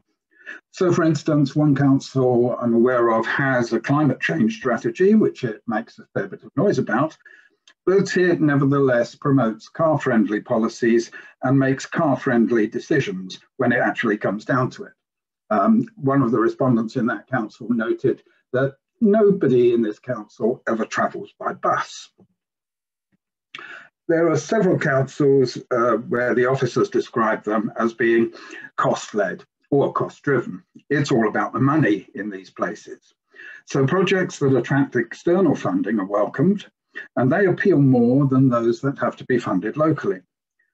But these councils also tend to favour approaches where the costs can be calculated and defended with confidence. And that often rules out green approaches where the costs and returns are more speculative and more difficult to argue. Some of these authorities are risk averse. They're averse to risks in relation to public money, and they're also averse to risks in terms of public opinion. And that means they avoid confrontations in these areas rather than addressing them directly. And there's a certain amount of short-termism going on here too. The electoral cycle means that elected representatives at least want quick results, and they want visibility. The ideal is a photo opportunity next to a green infrastructure installation with local children who've helped create it. And that's true not just for newly elected councillors, aldermen, but even for those who've been in office for a long time. And there's also a certain narrow focus. The decision makers in smaller councils don't necessarily see beyond the immediately visible impact to the more abstract concepts that green infrastructure might be addressing. So they won't see, they'll see the trees, but they won't see the carbon capture. They don't see the opportunities that a green infrastructure might embrace with a wider lens. So an active travel project might be supported, but the biodiversity possibilities that might lie within such a project are not explored nearly as vigorously. So moving on to the ranking of priorities and obstacles. What are the priority outcomes being sought in smaller cities when they look at GI project proposals? Well, the methodology behind this chart is explained in the report, and I don't really have time to go into it now, but essentially people selected cards and we gave the way they selected them, we assigned a score to them, depending on how big a priority that card represented. And you can see here there's a range of answers on the 12 options that people were given. Anything that scores over 1 could be seen as a fairly high priority, and anything over 1.5 is definitely a high priority. Anything that scores below 1, well, it's arguable that it's a priority. So the highest priority overall is an attractive place to live, which is very rarely the reason why you would create a green infrastructure project. But there it is. And it's quite a long way ahead of the other priorities that these authorities are looking to achieve. Public health is up there, and so is active travel. And in fairness, active travel would probably be even higher if the Netherlands wasn't so far advanced with that already. And opportunities for recreation and weather resilience all score pretty well on this ranking. But things like the heat island effect, carbon capture, increased land and property values, and reducing noise pollution don't really emerge very strongly at all. On an attractive place to live, 32 people placed that, out of my 53, 32 people placed that as a high priority in their city. So there's quite a high degree of agreement that this is what the smaller city is really looking for. And if we take a step back from those results and think about them, attractiveness might be seen as quite a shallow kind of ambition. We don't normally do green infrastructure just to make the place look nice, and it isn't normally the main reason we would advance for promoting a green infrastructure idea. The advantage, though, of having attractiveness as such a high priority is that green infrastructure is inherently attractive. It's usually more attractive than the grey alternative. And it can deliver other benefits in terms of attracting or retaining residents, economic benefits in areas like tourism or business investment, and environmentally, such as flood alleviation and so on. So although these other benefits might be important and might be the real reason why you're doing this project, it's worth noting that attractiveness is a big selling point when it comes to the decision making. It was interesting that health, which came second in that chart, is highly rated, but contributing factors that support public health, like pollution, noise pollution, and so on, are not so highly rated. This might raise questions about commitment. It might raise questions about the understanding of how pollution, for instance, might affect air quality and contribute to new onset asthma and so on. When people were talking about resilience in this ranking, they were usually focusing on flooding, either stormwater flooding or tidal inundation. There was no real focus at all on drought, and only in those cities that have experienced heat stress was heat stress mentioned. What's also noticeable is that things that come up to the top of that ranking are priorities that are visible, tangible, and immediate. These are things that can be delivered in the short term that impact highly on the livability of an area and that are visible and recognizable. The politicians can see them and the public can see them. The difference is there to be observed. Now, we did a similar sort of exercise on the obstacles that hinder the development of green infrastructure. And again, anything over 1 here, that red line on the chart, is a serious obstacle. The results around the red line level are obstacles that might be overcome. They exist, but they might well be negotiable. And the ones at the right-hand end of the chart are, in reducing order, less of an issue. So the biggest obstacle of all, which you might have predicted would be funding, isn't in fact funding. It's conflicting priorities within the local authority itself. Funding comes second, and it comes second because although it's a big problem in a lot of authorities, there are one or two that are actually quite wealthy and don't have problems with raising finance for green infrastructure. Also up there as significant obstacles are convincing developers that green is the right way to go and proving the value of green infrastructure. And proving the value is, of course, the main focus of our project.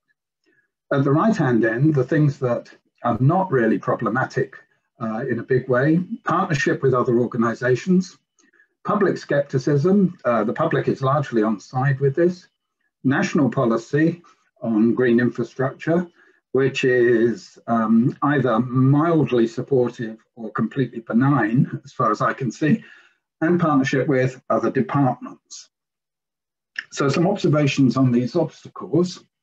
The conflicts over priorities focus on housing and highways. These are the departments that it's difficult to penetrate with green ideas. They tend to be in their own departments and the green has to fight its way in.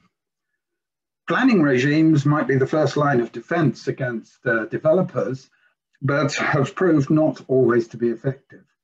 If housing is a real priority, it will be given a priority. Proving value is too difficult at the moment. Hopefully our business model will do something about that. And capacity issues within the local authority, again, as I've said, it's often the case that green is managed by just one or two people within the authority, and they have to break down the internal walls to be heard. And it was very interesting that partnership with other departments is actually more difficult than partnership with outside bodies. It can be hard to break down those internal divisions, those structural problems that get in the way. So finally, moving on to making the case for green infrastructure, we looked at two different types of evidence.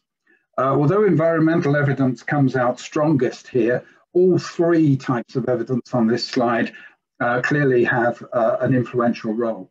And I wouldn't say that this means that you should emphasize the environmental benefit as opposed to stressing the other two. But when it comes to whether the evidence is of direct benefit to people, indirect benefit to people, or more generally to the environment and the planet as a whole, there's no question. Projects that provide direct benefit to people are what decision makers are looking for. These are the projects that are visible, immediate, understood, and best provide the best possibility of photo opportunities. As to financial evidence, it isn't always about cost, but sometimes it is. Cost is important. And the green-grey choice may be determined by cost and by confidence in the green alternative, which is probably unproven, as against the grey alternative, which the council might well have done before. Cost-benefit analysis is what's usually offered here, and it's usually limited to the capital cost and the period of payback over which that cost will be amortized. There's no monetization, really, of ecosystem services. One or two councils use rule of thumb calculations, such as assigning a notional value to each property that's protected from flooding. But actually, there's very little being done in this area at the moment. And this is another area where our business model might help.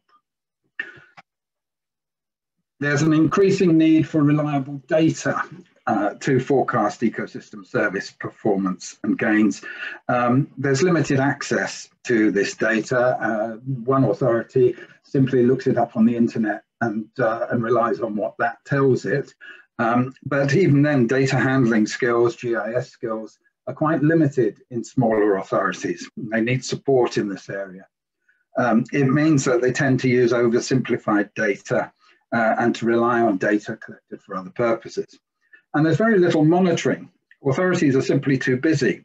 So the experience of delivering GI and achieving measurable change doesn't feed back into the decision-making process for the next time round. You can't actually use in your business proposition, unless you've collected the data on the earlier project that you did, you can't use that data to support another example of it. So when it comes to the business model and the essentials that, that a tool needs to have, we think there are three.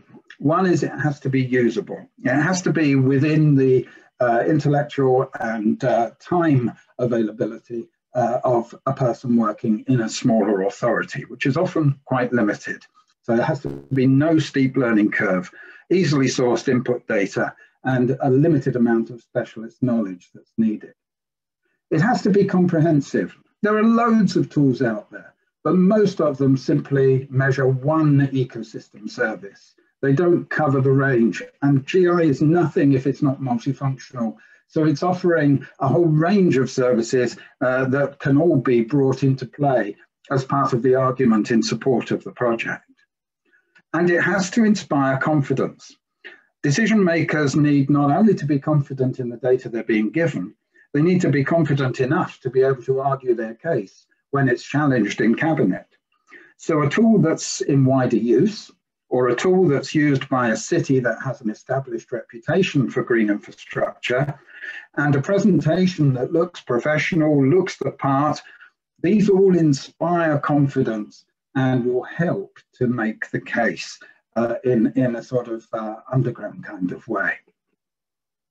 So that's what we're looking for our business model. And you can find out more about this very interesting survey by visiting the address that's on the screen now. Thank you. Thank you very much, Phil. That's really excellent stuff and very interesting. In fact, so interesting that before we share a few questions with you, we would like to hear from all the participants to see, not to run the whole survey by them in the same detailed level as you did, Phil, because I hear it would take 50 minutes or 53 minutes even. Let's have a poll number 3, please, to find out whether or not our participants recognize the priorities and obstacles in, let's say, the level of importance or non-importance in the same way that Phil has found them in his research in this series of interviews. So please, to the best of your knowledge, fill out the poll and see if you think, yes, the priorities and issues are probably similar to some extent, but there might be differences, or no, I don't recognize this at all. And a few of you notified us that you cannot participate in the polls. Maybe you want to submit your answer in the chat so that we can see whether or not with a yes or a no you recognize the findings of Phil's research. So we will leave that poll there for a few minutes, and in the meanwhile, Phil, I would like to ask you one of the questions that we got from the audience related to the specific factors that are in play. I noticed that at least in the obstacles bit, you referenced to national policies, and they were not the biggest of obstacles, but the question here is, did you try to find out whether green infrastructures are seen as something that helps to improve compliance with mainly environmental legislation? Well, there are various motivations for using green infrastructure. The reason national policies come fairly low down that list is because local authorities don't do green infrastructure so as to comply with national priorities. In the European Union, and I think probably in the Netherlands in particular, the national policy largely hands the whole of the responsibility for environmental enhancement over to local authority. There are national frameworks, but they're largely benign. They don't make particularly demanding direct requests, and local authorities are free to develop as they see fit, as long as they sit within that fairly broadly defined framework. There was an important difference between the UK and the European Union as regards biodiversity. In planning policy in the UK, there's a move towards net biodiversity gain from development, whereas in the European Union, it's no net loss of biodiversity from a development. That could over time become quite an important difference, and I'm a little mystified as to why the European Union doesn't take a slightly stronger line on biodiversity. It's fairly rare for the UK to be ahead of the European Union on anything that we share together. And yet we seem to be asking more of local authorities than our European colleagues are. So there, you even implicitly make the case for continued learning across the two sides of the North Sea, even after January 1st, because clearly there's still a lot to also to learn and inspire each other when it comes to this particular aspect of biodiversity ambitions, if you like. Well, and I think in other areas too, Taco, one of the side aims of this project is to create a knowledge network that continues to share even after our formal relationship has changed. I think there's still huge potential for us to learn from one another. Well, that's an important thought that we should keep with us for the rest of the day and longer, I hope. Maybe, Lien, if you could show us the results of the poll that we just launched and see how recognizable Phil's research results are to the participants. Yeah, that's interesting. I think this is what you were hoping to see, Phil, no? Well, it's obviously not a scientific piece of research, but it does provide some support for the message that I've just tried to communicate. Yeah. And it suggests then that the rest of the report and the discussion of those priorities and obstacles might well be of interest and of relevance to the people who are kind enough to watch this presentation. So I would encourage you to look at the full report and get the full benefit of the research work that's been done. Excellent. Thank you very much for sharing that with us, Phil, and for presenting your report. You know, participants, where you can find more information, and we will no doubt also resend you all the links shortly after this seminar. So you will be able to look into that in more detail. Thanks very much, Phil. Okay. This is where we move on to the next block of our program, where you will have noticed in the agenda, we will have introductions to a number of what were called inspirational good practices. Cool Towns and Nature Smart Cities projects are clearly delivering some very interesting research and methodology, but they're also very much about implementing climate resilience solutions in cities, be it for reduction of heat stress or for showing and demonstrating the value of green infrastructures. And right now we would like to take you on a little virtual tour of Europe to show you and tell you about some of these inspirational good practices. There will be 4, or in fact 5 speakers telling you about 4 cases, short testimonials about the solutions and the interventions that are being implemented currently in the different cities that participate. We will be hearing from the speakers one after the other. Please drop your questions in the Q&A, and it would be good if you then also put the name of the speaker that you were asking your question to in or behind your question, so that we can later on put them to the right speaker. Because after hearing from these 4 cases, we will have the opportunity for a quick Q&A session with all the new participants of the following session. So without further ado, I would like to introduce the first speaker. He's Mr. Jan van Damme from the municipality of Merelbeke, the spatial planning department of this municipality in Flanders, Belgium. Merelbeke is maybe interesting for you to know, is not a partner, but rather an associate of the Cool Towns project. So already very interesting to see how the thinking and the development going on in Cool Towns finds its way into public space in Merelbeke. And Jan van Damme, please tell us more about what's happening there.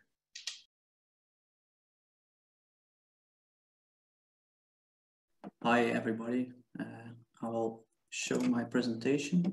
I'm talking about the garden city of Jan Verhagen. It's the Tuinwijk Jan Verhagen. It's the green spot, the yellow spot in the red area. The red area is Flora, a neighborhood in Merelbeke, and it's near Ghent, the 3rd city of Belgium.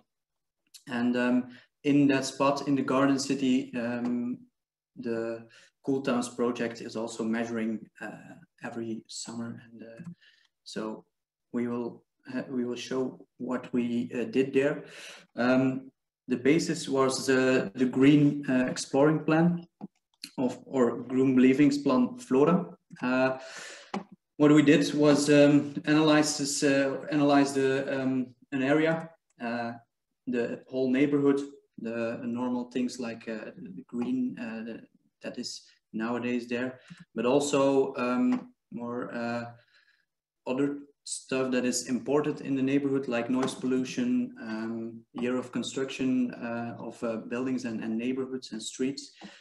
So we got a vision and an image of the neighborhood, and we came to 8 typologies, which is one is the garden city Jan Verhagen. There were 3 like this in the neighborhood of Flora. We also analyzed 6 parts of the neighborhood, so we divided into 6 parts that are a little bit different.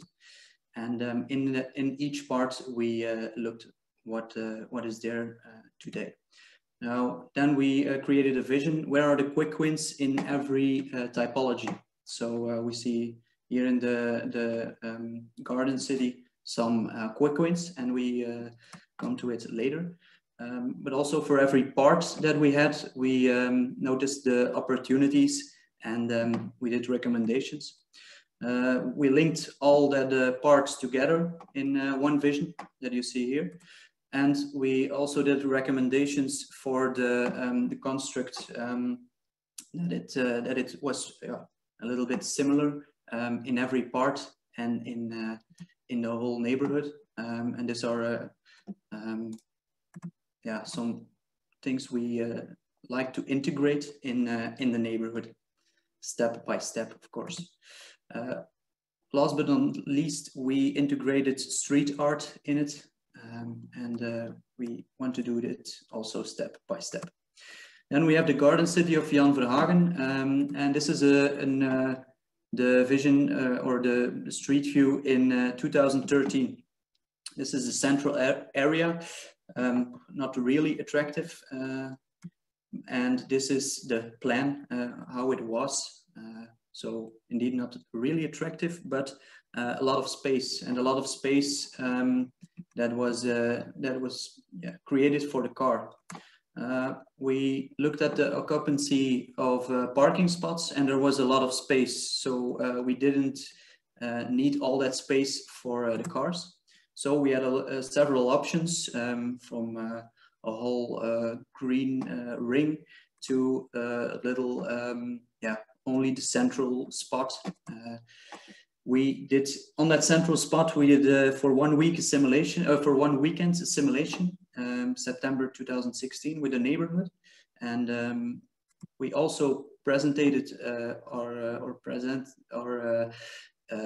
plans, and we also let the people participate to create it themselves, which are the strengths and weaknesses. We did activities with children, you see on the photo, and also the people organized things themselves. I would give it as a hint that you really have to you have to know people that live there and do something with them, not them and we, but do it together as a municipality and the people. We did also a survey for the people who couldn't make it to the presentation in the weekend, and so everybody was aware of the plans. We had 4 alternatives, and 1 made it. The most conservative, but it was due to the strong population of older people that were more conservative, but there was a big difference with the younger people in the neighborhood.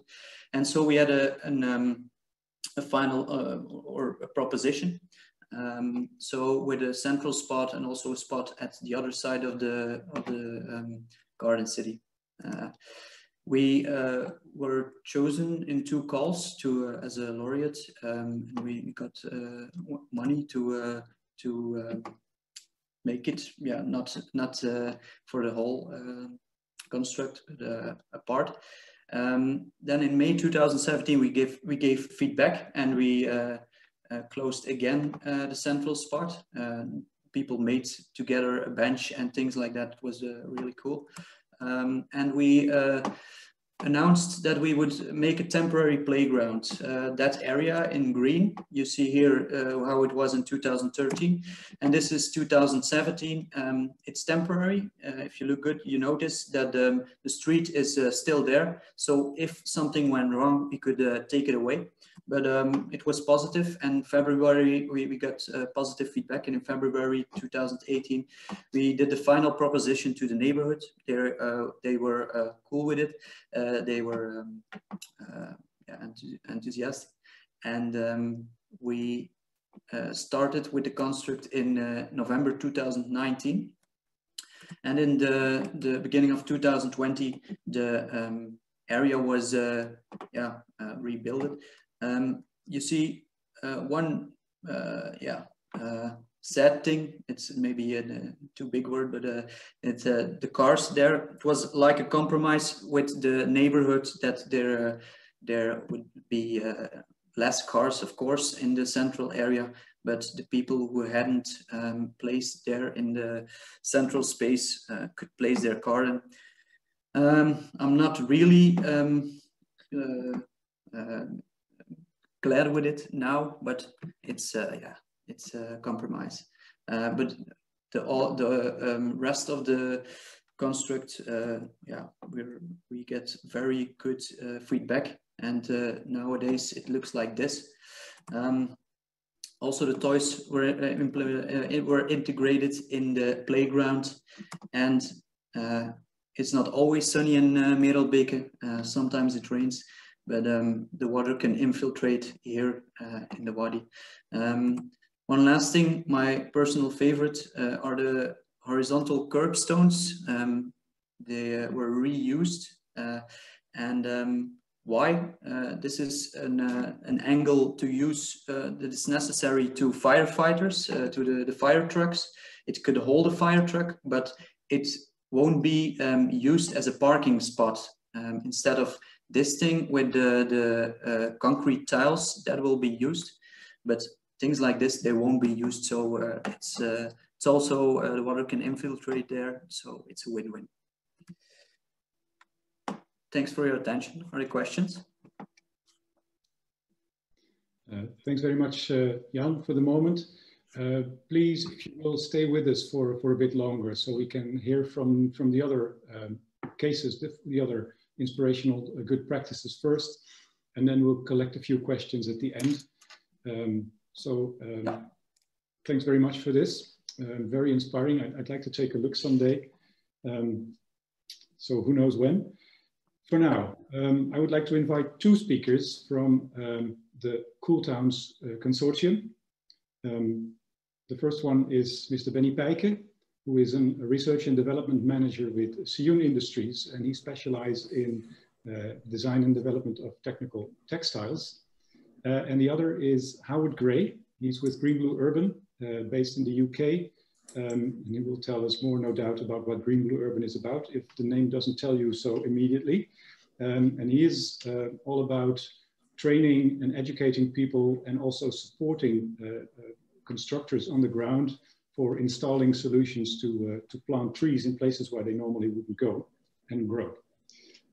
As I said, both are Cool Towns partners, and they will take us on a small tour of some other good practice pilot interventions that Cool Towns is taking across Europe.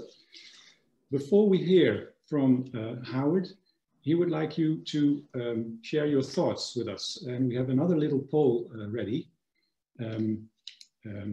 And we would like to hear from you in response, whether or not you think that there is enough resource available to help understand and mitigate the effects of heat stress by means of using green infrastructures such as tree planting. So is there enough resource in all the qualities that you need, that you think is necessary, or is there more needed?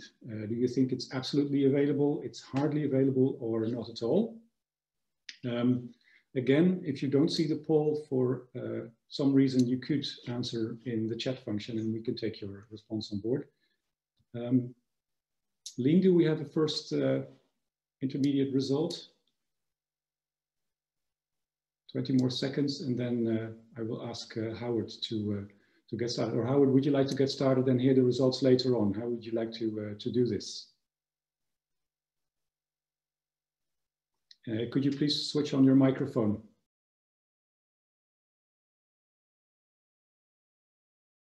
As we've received very, very mixed results from our own survey. So can you hear me okay? Yes, I can hear you. Excellent.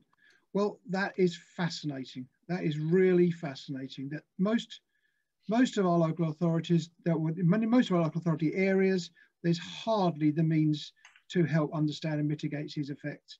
And I guess that's a kind of problem that runs right across our global society.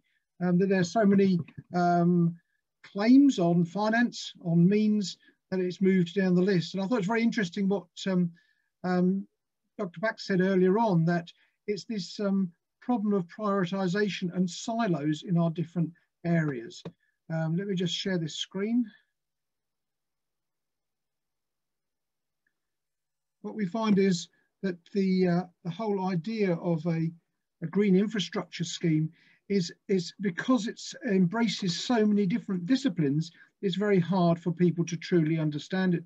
So at Green Blue Urban, we seek to be enablers, to enable resilient cities, towns and cities, through this use of green and blue infrastructure, joining it together, making small incremental changes, maybe close to source as far as we can, rather than trying to do a big scheme all at once. What we find is our older towns and cities, actually many of them are blessed with fantastic tree canopies, which give us a really great quality of life in these areas, but many of them are coming to the end of their life. So how can we move forward?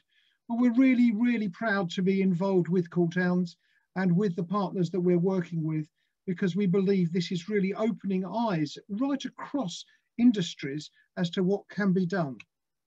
One of the things, of course, that's concerning us is these extreme weather events. And we, as a company, we've been going nearly 30 years. We've seen a massive change in our weather events, even in our short company lifetime. And the extrapolation of this, of course, is really concerning to us, because we are on a flywheel that's not going to stop anytime soon. And we need to, particularly when we're thinking about using natural solutions, we need to front load these solutions so they'll still be effective, in fact, more effective in 20 years' time. We can't just plant a tree today and hope that it's going to deal with tomorrow's problems.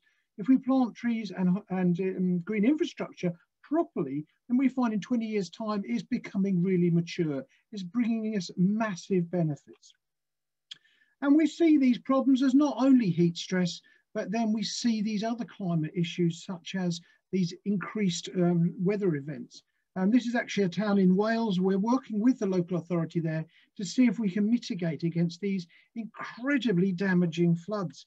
One of the things that's worrying us, though, is these UK summers could be 5 degrees warmer in only 50 years' time.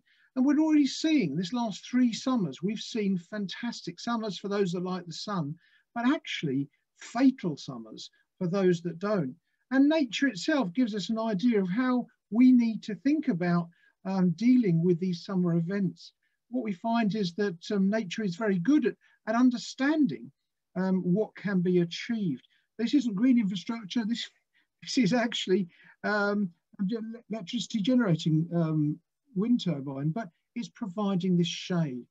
Now, one of the things that we find is that when we look into these great cities, great towns, we find canopy cover can make a massive difference. And now that's not just canopy cover, that's not just shade, but it's also trees actually evapotranspire water. Water taken up through the tree, actually through the vascular system, and then actually pumped out through the leaves in forms of water vapor, which then brings down temperatures. A bit like the water misting outlets we have in certain areas where temperatures are brought down by this idea of misting water, but trees do it naturally, and they can do it with polluted stormwater. As it goes through the tree's system, it actually cleans it. And it's really interesting that this is being taken up right across the world. In Medellin, in Colombia, they've planted these over 8,000 trees and hundreds of thousands of plants in these main routes into the city to bring down the temperature. Now they're bringing down this average summer temperature by 2 to 3 degrees just by planting. What they say is they're growing a cooler city. I think that's really interesting because this is something that's being taken on by what wouldn't be thought of as a first world country, but recognizing the advantages of healthy and green infrastructure. Now, London, of course, is blessed with a major tree canopies. London's 8 million trees are worth over 6 billion to the capital. Now, that is ecosystem services, as has been spoken about earlier on. That's not just heat.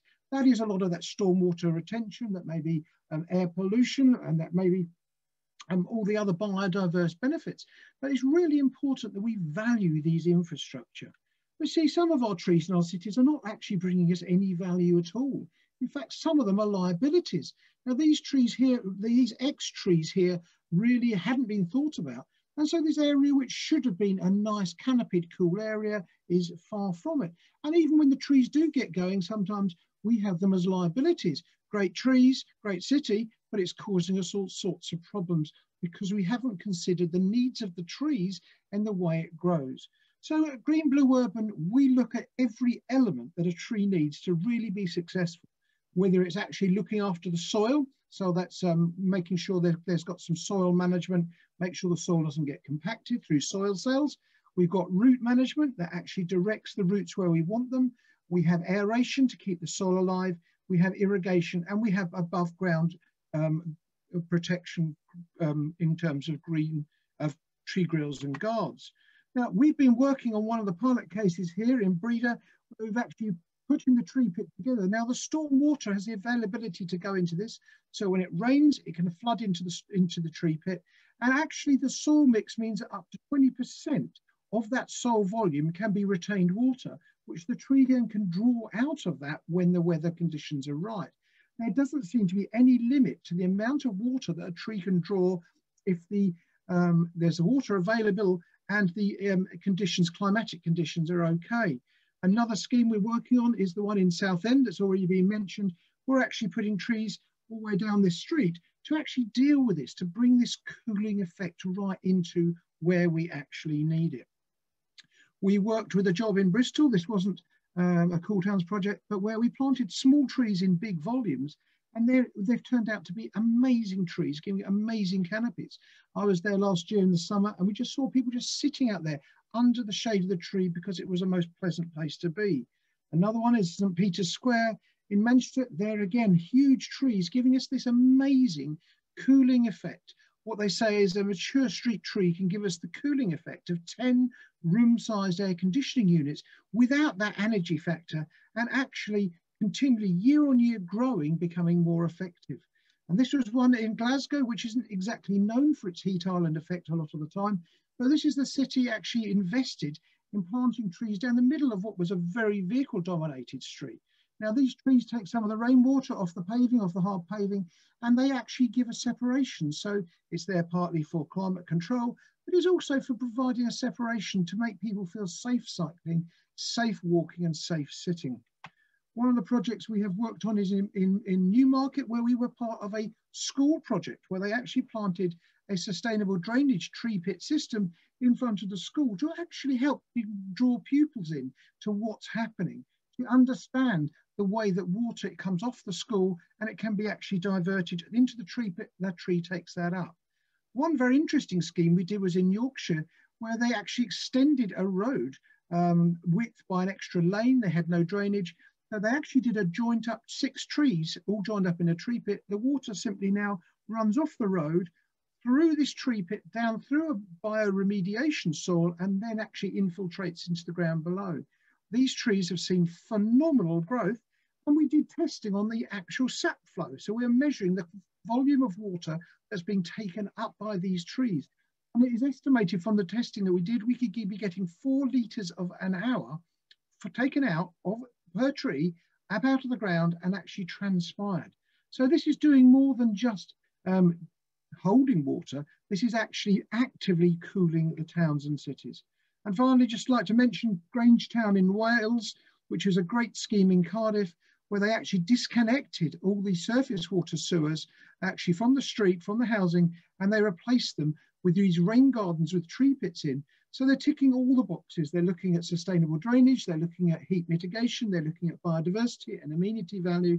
And what it has done has been amazing benefit for those that live, work and travel through these areas, as completely revitalizing what was a pretty intensely engineered environment with a very green one. Thank you very much. Thanks very much, Howard, for this very comprehensive overview of where and how trees can liven up and improve the quality and the resilience of places. Benny, maybe you could come in and complement from Benny Pijker from Sioen, complement these examples with the ones that we are dealing with in Cool Towns related to other types of interventions. Yeah, thank you, Taco. I assume you can see my slides? I can. Yeah, okay, thanks. So just like Howard, thanks for, Howard for the introduction. We are the second business partner collaborating in Cool Towns with a number of municipalities, organizations and universities. And also in the next couple of minutes, I'd like to show you some highlights and some of the initiatives that we started in the scope of Cool Towns. Maybe first I'd like to illustrate what Sioen is. So we are a global technical textile producer and a textile solution provider.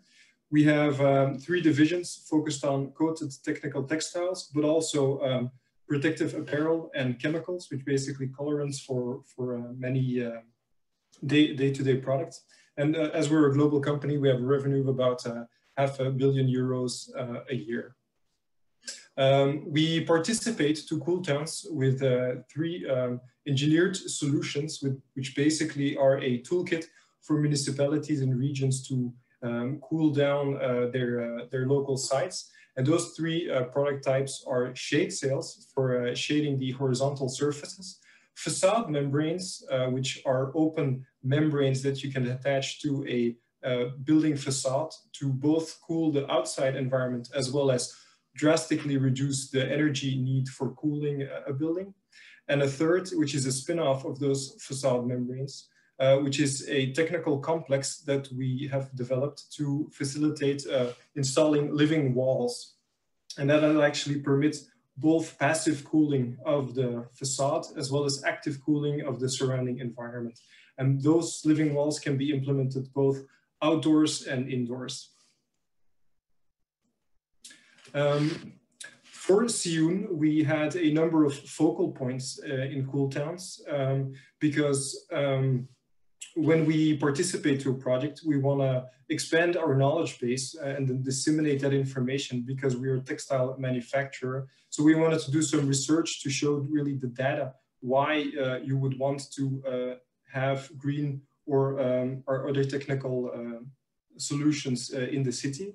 We wanted to demonstrate a true number of pilots, what types of interventions are possible today, but also innovate together with those local municipalities and partners to show how we can introduce new technologies to get green or textile solutions where otherwise you would not get them. And then finally, it's very important that we disseminate everything that we've learned, but also just the topic of heat stress by inspiring both the youngsters as well as other people through some of our activities. Now, when we propose our solutions, well, it's very important for us to know that they're worry-free and that they have low to no maintenance. And that case is, for example, very true for the living wall, which allows you to install green where typically no green is possible. And you know that in a city, there's a lot of vertical space that's typically unused, and the horizontal space, so the normal space, is very busy.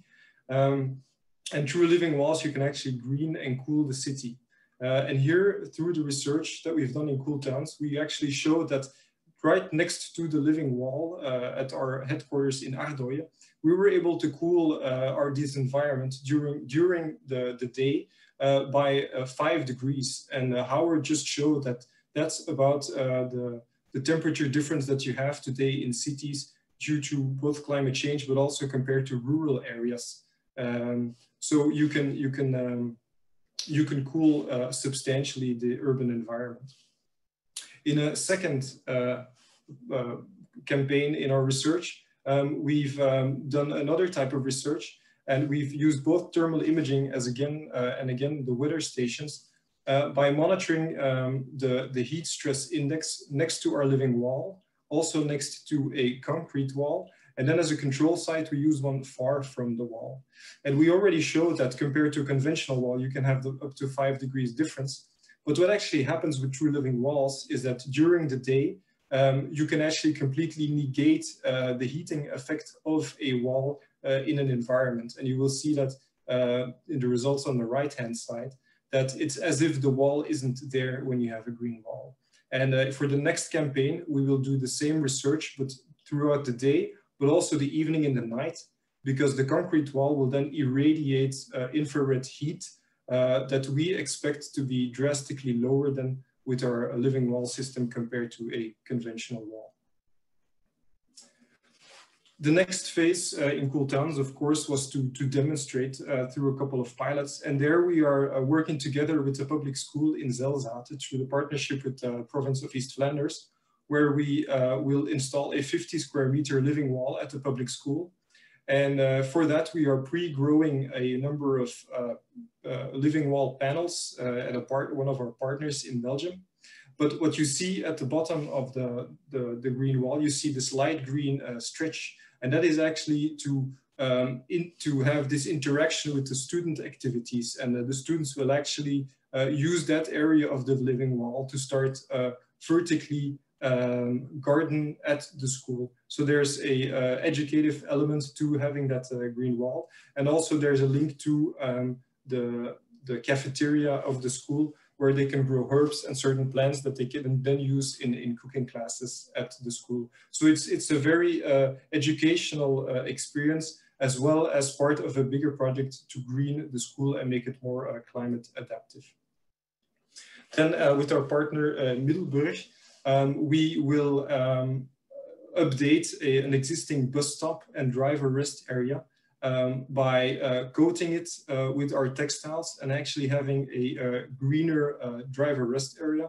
Typically waiting for a bus is not a fun event, but we estimate that if you can cool it by adding that living wall element, it's both more a better rest area for the drivers, but also a more pleasant environment for the passengers to wait for the next bus. And it's part also of a larger scope, because Middelburg is drastically changing the Kanaalweg into a much greener and more pleasant environment for people. Another aspect of Cool Towns, like I said, was innovating. Typically, it's very hard to get green at a city site. And for that, we've developed with a local solution provider called Abribo, for the province of Oost-Vlaanderen, as well as the municipality of Merelbeke, a solution where you can have an above ground water storage to feed a living wall, but that's also interconnected with a bike stand. So there you really have the interfacing of cooling the environment, having a rest area, having a living wall, also having a green roof on top of an electric sustainability parking site. So there's really all these things coming together at the site at Merelbeke. And a spin-off of that idea, we are installing at Oostende, which is also a Cool Towns partner. There we are using the bench idea together with the living wall to really create a fun site for youngsters to hang out. And in that bench, they will also be able to charge their phones while they rest in the cool environment next to City Hall in the site. And like you see, the water storage is above ground. Here you won't be able to capture the water that falls on top of the green wall and the roof, but you will have a much lower need for water supplementing as you would have with normal flower planters that are typically used in the city streets. And then the final aspect for us was the dissemination, which is very important. We wanted to include students, and particularly those involved in product design, to really reflect on what the issue of heat stress is. And for that, we've started a collaboration with the University of Applied Sciences in West Flanders, and particularly the Industrial Design School, And we have a group of about 60 students now identifying a number of situations in the public area and really think about the issue and try to come up with new solutions with our textile products to help target populations at specific scenarios in the city, to create these refugee sites in the city where people can really escape the heat through engineered solutions. And here I really wanted to show you in what direction some of the students are thinking. Even we were surprised about the creative talent of these youngsters. And some are really thinking about a light and shade game to cool, but also make more attractive the alleys in the city. Also to have shading on the town squares and have like a light game between lighted area and shaded area on the town squares. But also the public areas such as parks, which you think are already green, they want to cool them with innovative designs where they use textiles to create shade and also have them be dynamic so the people can change them as they want. And others are also thinking about the art aspect and combining art with green walls or combining printed facade textiles to cool the wall, but then also combining it with a water fountain. So there's a lot of great ideas coming out of this interaction and this collaboration with the school. And for that, I wanted to conclude my overview of some of the highlights. If you have some questions, feel free to get in touch. And thanks again for the opportunity to show some of the things that we're doing. Thanks very much, Benny, and Howard as well for this overview of the various heat-reducing interventions. Stick around for a few more minutes, please, until we've heard from the other speakers, and then we can maybe involve you in the questions and answer session. Next up, I would like to introduce Ms. Tanne Schreuder from the city of The Hague in the Netherlands, which coincidentally is my hometown. So it's a double pleasure for me to say welcome. Tanne works with the climate adaptation team of the city of The Hague. And one of the many projects that she's dealing with is the urban water buffer, which is being created as part of Nature Smart Cities. Please tell us more, Tanne. Thank you, Taco, for the introduction. Thank you for all my fellow speakers for the lovely presentations and for everybody watching from home. Glad to have you here and hope we can keep your concentration for another half hour or more. Let me see. I will share my presentation.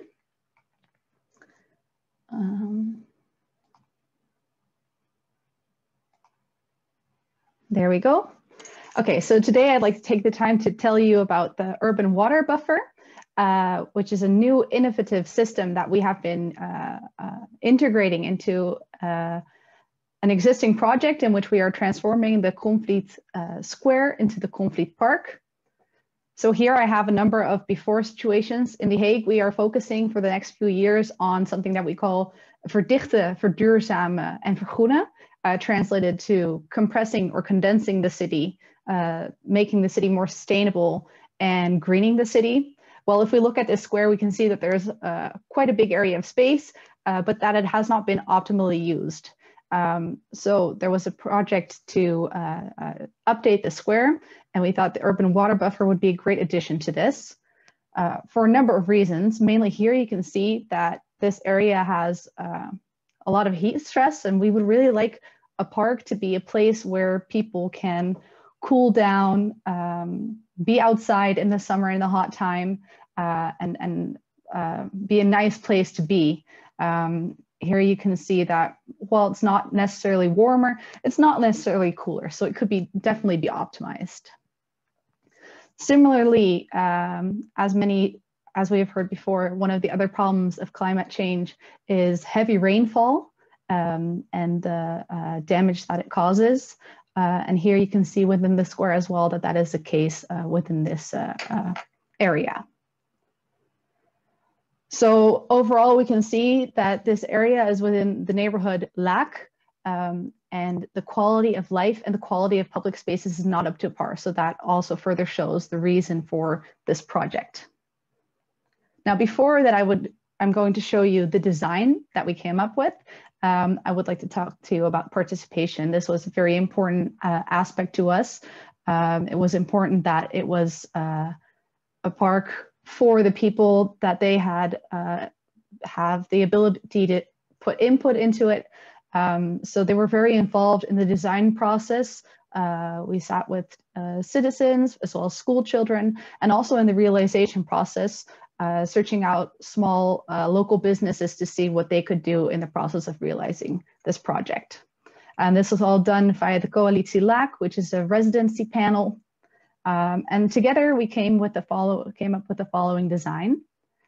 This is the Comfriet Park, The Hague. As you can see, or at least I think, it looks like a much more attractive place to be than the before pictures that we had. And you can also see that the urban water buffer is actually hidden. So what is the urban water buffer?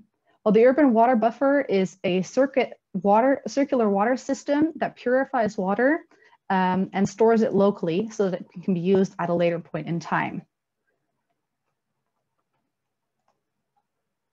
So when it rains, the rainwater is stored in a crate system where it is held temporarily. After this, it flows through to a biofilter where the water is cleaned and purified. The clean water is then pumped into the deep underground where it is stored. When it's hot during the summer, the water can be pumped back up and it can be used to irrigate the park as well as the petting zoo and the local farm, the small allotment gardens and that sort of stuff.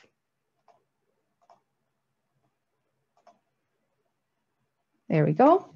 So the urban water buffer is in essence a sponge. It retains water when there is heavy rainfall, and when it's dry and hot, we have the ability to squeeze that sponge and to use that water when necessary.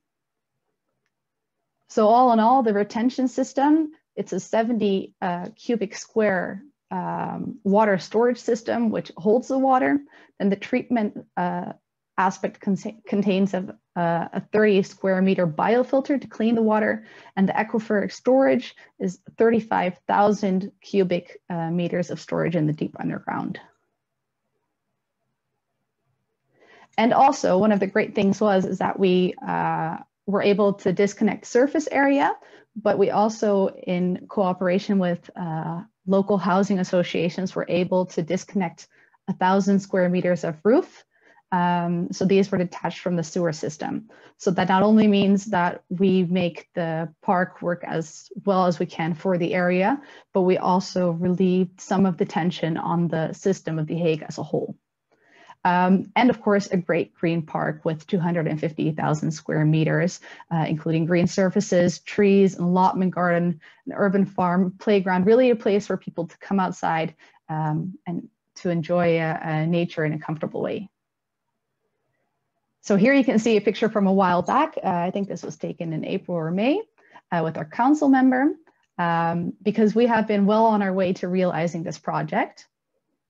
Here we have some more pictures. These are from the last few months, because I'm happy to say that in October, we have finalized the urban water buffer itself. The final touches are now being laid on the park, which will be opened in spring. So what does the urban water buffer bring to the park and to the neighborhood and to the city of The Hague? Well, firstly, of course, there's a lot of things to do with climate adaptation. So we have a provision of local fresh water that we can use, which reduces heat stress and reduces the risk of drought. Through being able to capture this water, there's less risk of flooding, which also means less possible damage to surrounding buildings. And it has really been a learning opportunity for us. It's quite an innovative project, and there's a lot to go on with it in the sense of maintenance and monitoring. So it's really been a great learning moment. And we also really hope to improve the quality of life and quality of the public spaces for the people in this area. Social, it was a big social project. There was a lot of focus laid on really involving everybody. And even after the project is completed, there will be space to keep educating people about the urban water buffer, and to also tell them what they can do at home to make sure that they add to our climate adaptive solutions that we're trying to implement. And of course, there's a good social return as well through the collaboration with local businesses.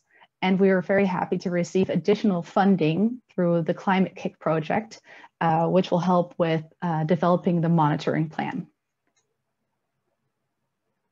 So here we see that The red line is how we were originally doing on all these benefits. And then we have the green line and what we could possibly add with the green infrastructure. But similarly, we have another green line that shows that we're hoping that this urban water buffer will really maximize what we can bring in the local area. So more awareness, more social cohesion. We hope that by offering this beautiful park, we will inspire people to go out, maybe go for a jog, and just have a higher quality of life and a better place to live. So that was all for me. Hopefully the COVID restrictions will change sometime soon. And if you're ever in The Hague, we would like to welcome you to our park. You have my email address there. I'll be happy to show you around. And if you have any questions, you can contact me as well. Thank you. Thanks very much for this, Tana. It's very beautiful, sunny as well. So I think there will be a lot of follow-up to your invitation in the days and weeks to come, I could imagine. Please stick around as well. We may have a few questions for you in a few minutes. But before we do that, I would like to invite Matthew Ling from City of Cambridge to join us and tell us a bit more about the Cambridge Canopy project, which he leads as part of the Nature Smart Cities project to improve resilience through increasing tree coverage. Matt, are you there?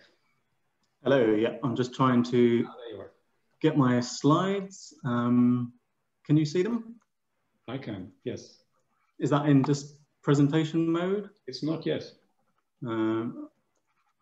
Somehow, there we go. The webinar function was blocking it. Right, okay. Thank you, everyone. Great presentation so far. Thank you to my co-presenters and to the hosts. So my name is Matthew Ling, and I'm the project lead for the Cambridge Canopy project at Cambridge City Council. In this session, I'm going to give you an introduction to the Cambridge Canopy project. So you might be thinking, well, what exactly is the Cambridge Canopy project? So technically speaking, it's the Cambridge City Council's Green Infrastructure Investment Pilot under Work Package 3 of the Interreg 2Cs programme, Nature Smart Cities Across the 2 Seas. Well, all of that was a bit of a mouthful, and you might still be thinking, so what does it actually do?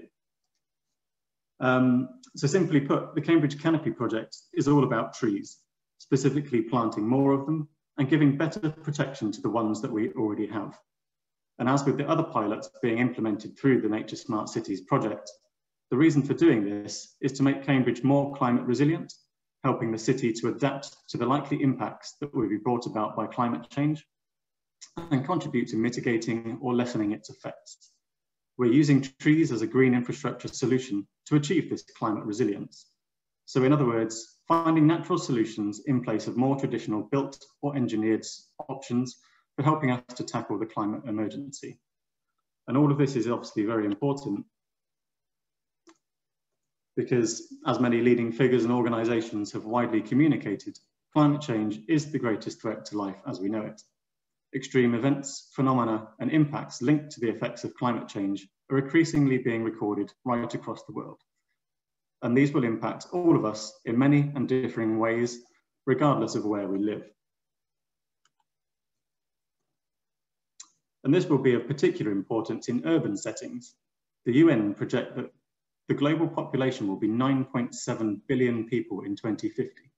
It is also estimated that nearly 70% of the global population will live in urban areas. That is 6.79 billion people in towns and cities across the world. There is, therefore, a huge emphasis to make on our towns and cities and their climate resilience, and then being as prepared for a 2050 climate scenario as possible. And that's what the Cambridge Canopy project sets out to do, to make the city more climate resilient.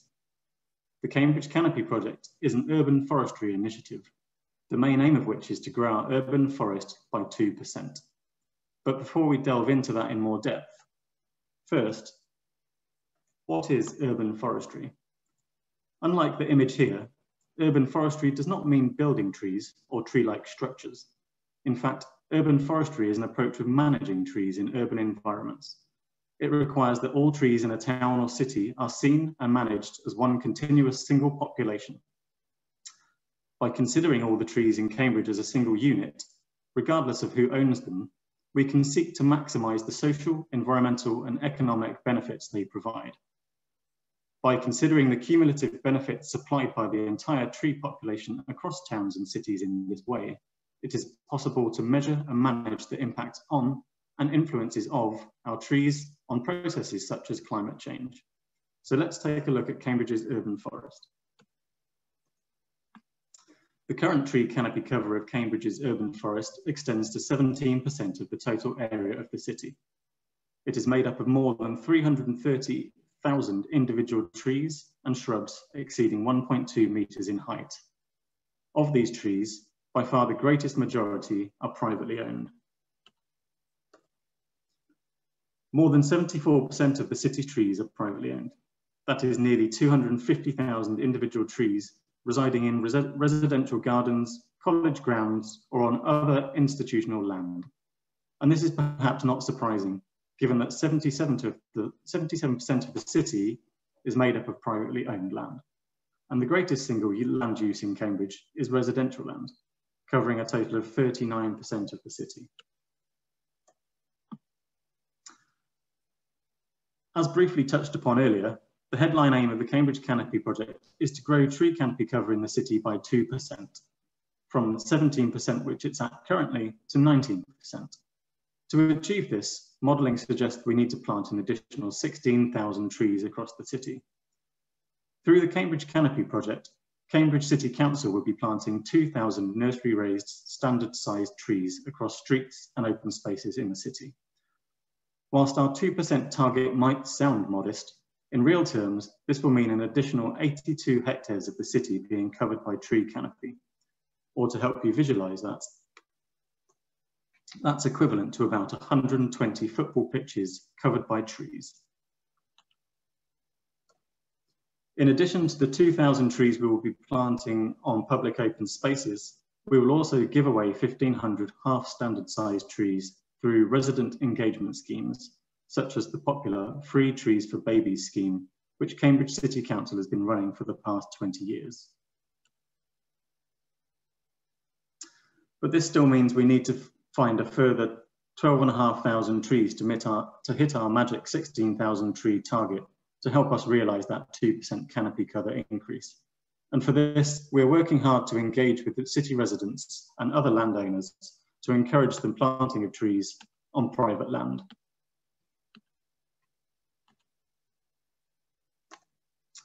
And we've been working hard to get this message out through as many different channels and different methods as possible. And we've had articles published in local newspapers, on Facebook groups, and through radio stations, and through professional organisations and institutes.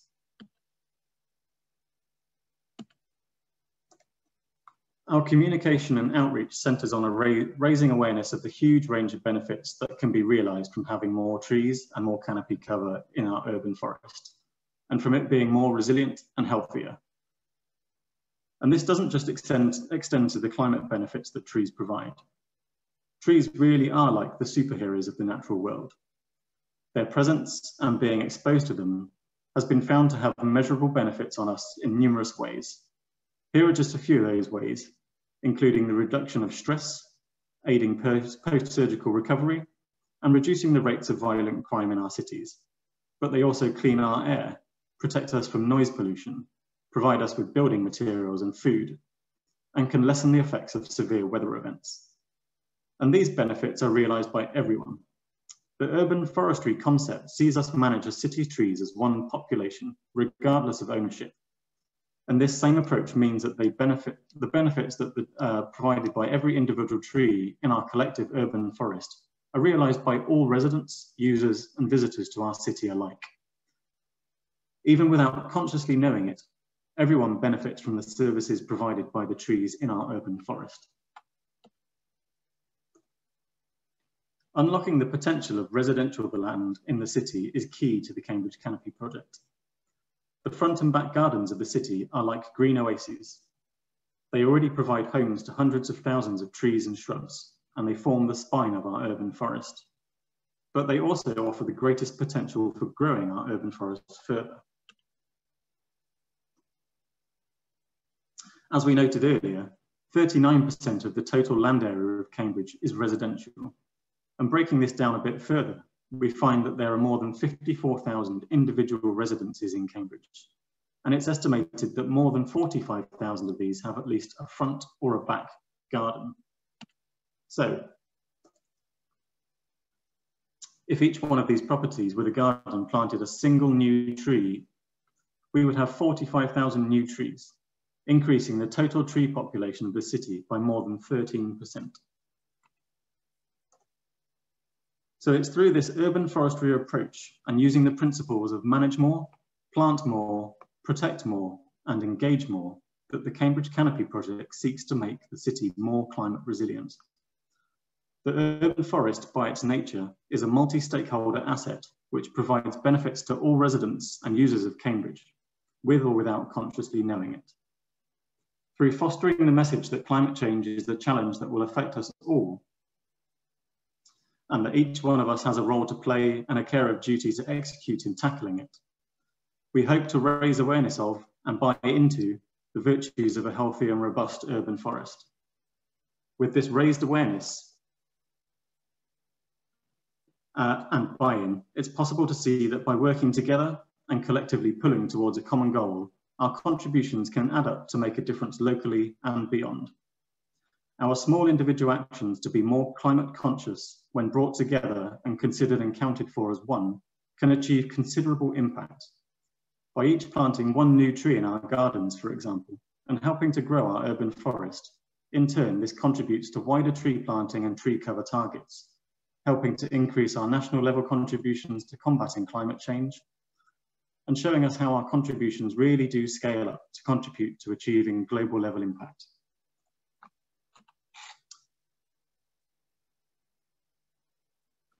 I want to say thank you very much for listening now. For any more information on the project, please feel free to visit the project website, the details of which you can see on the screen, or follow us on our Twitter account. Thank you very much. Thanks very much, Matt, for sharing this with us and showing us how we can green the place one tree at a time if we all step in and contribute.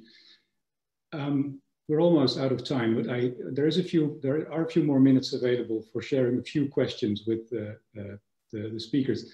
Matt, if you could switch off your screen sharing, please. We can have all the speakers of the last session in view. Thanks very much. Picking up on some of the elements that you presented in several of your presentations, and so also connecting them to some of the questions that we've seen in the Q&A. There were several references made to the importance of every individual and residents being involved. Matt made the point, Tanne was very clear about the fact that in The Hague, actually, this participation with the district, with the neighborhood is essential in making the effort succeed. And Jan van Damme as well. I was wondering, if you are engaging your citizens so actively, as Jan has shown us, as Tanne has shown us, do you also see a movement where these people then gradually become co-owners, not only of the place, but of the whole challenge that the place is dealing with? In other words, will they take charge of maintenance or be caretakers? And will they also start changing their behaviors in their own properties? Maybe I can start with Jan. You've done a lot with the local district in Merelbeke.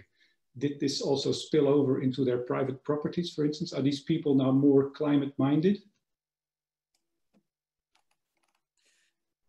Yes, partially. The people who were already convinced, they are convinced more to do something for their own neighborhood and to create some great place for their children.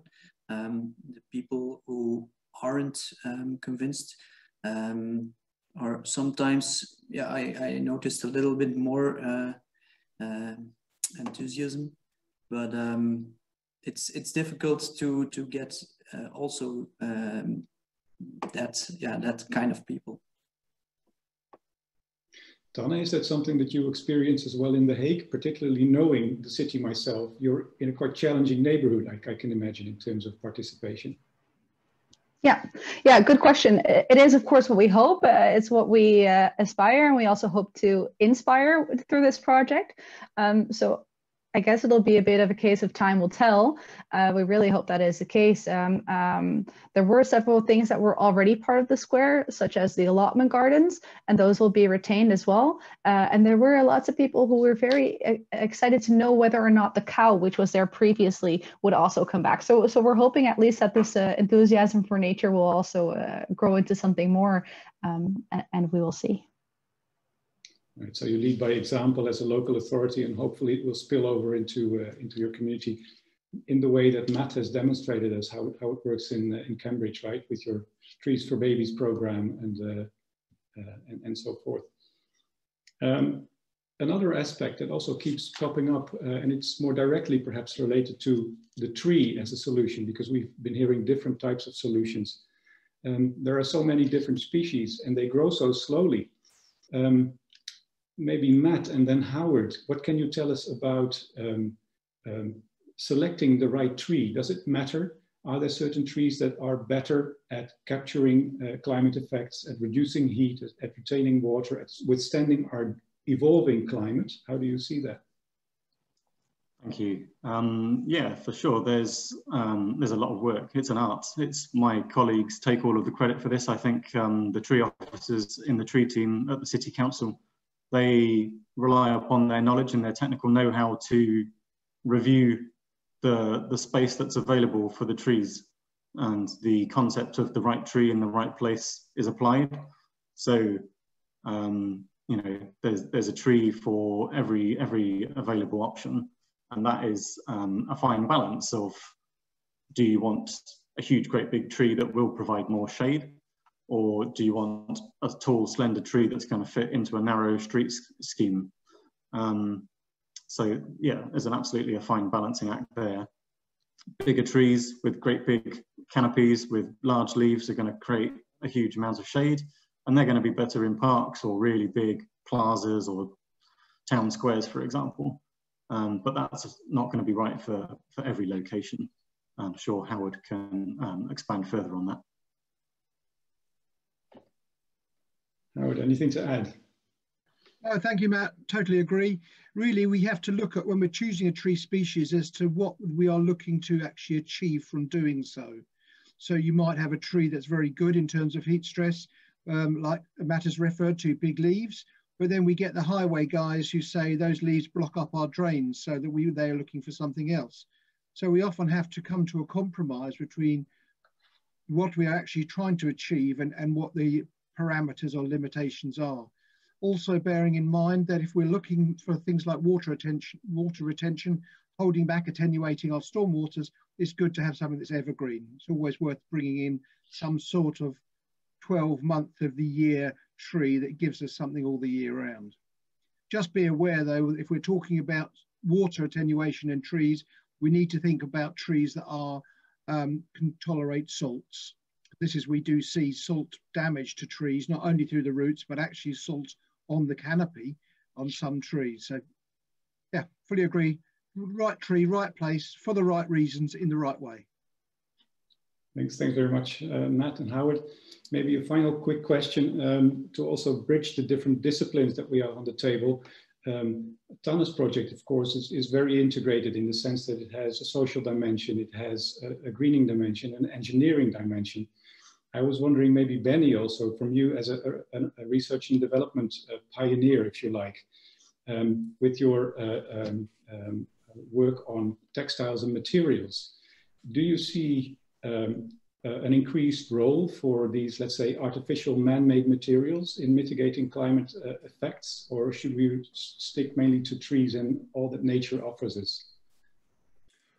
No, well, I think there's definitely an opportunity to use different tools in different environments, and I'm sure that from Cool Towns also some of the lessons learned will be exactly that decision tool, where certain man-made solutions are more prone, more preferable in some situations, but sometimes you can have a tree with the tree pit.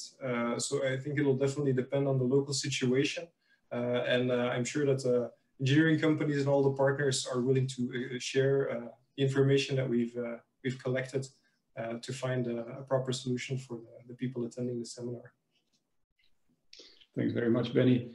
There's so much more to talk about from my end, but also if I look at the different questions that have been asked, unfortunately for now our time is up. So I would like to thank you as panelists very much for sharing your examples with us and your thoughts. And I'm afraid it's time to wrap up this webinar. I would like to thank all participants very much for joining us, for sticking with us, and for interacting with us. And with us, I mainly mean the speakers. So thanks very much for your participation. I would also like to thank very much our speakers who've enlightened us a lot on a range of subjects, from methods to measuring heat stress and then turning this knowledge into actions and mitigating the effects of heat, to helping cities decide where to put which intervention to adapt to climate change, and knowing what the obstacles and barriers and drivers for that are. So I hope that it has been informative for all of you. Thank you, speakers. I have to say thank you, of course, to the Interreg 2Cs program of the European Union, because it's the institution that makes these two projects and also therefore this webinar possible. A big thank you to our production team, Lien, Esther. Behind the scenes, you probably haven't seen them, but they were the ones making everything work on the technical side of things. So thanks very much for that. My colleague Luc, who was the moderator of the Q&A, thank you very much for your support. And it's time to say goodbye. I can tell you that Cool Towns and Nature Smart Cities are not done yet, so we will continue to work on our research, on our solutions, and on demonstrating that we can have a positive impact on climate adaptation in cities. I invite you to follow our projects. We will be in touch after this webinar with more information about our work and our resources, so you can easily follow that up. This will include a link to this webinar, so you can look back the sessions that that were your favorites or that you missed for some reason or the other. And we hope to see you again in person at some point in time, a bit later in the future, when we have a next meeting, an event where we can hopefully share more results of these projects with you. So thanks very much. Before we really say goodbye and log out, I would ask everybody to switch on their cameras, if this is technically possible. I'm asking Lien. All participants, if you're still here with us, switch on your cameras so we can have a quick look at who is here, and we may be able to wave goodbye to you. I'm checking if this is possible. It seems not to be the case. Thank you very much, everybody. This concludes our session. I say goodbye on behalf of all speakers, and I hope to meet you again at some place, at some time soon.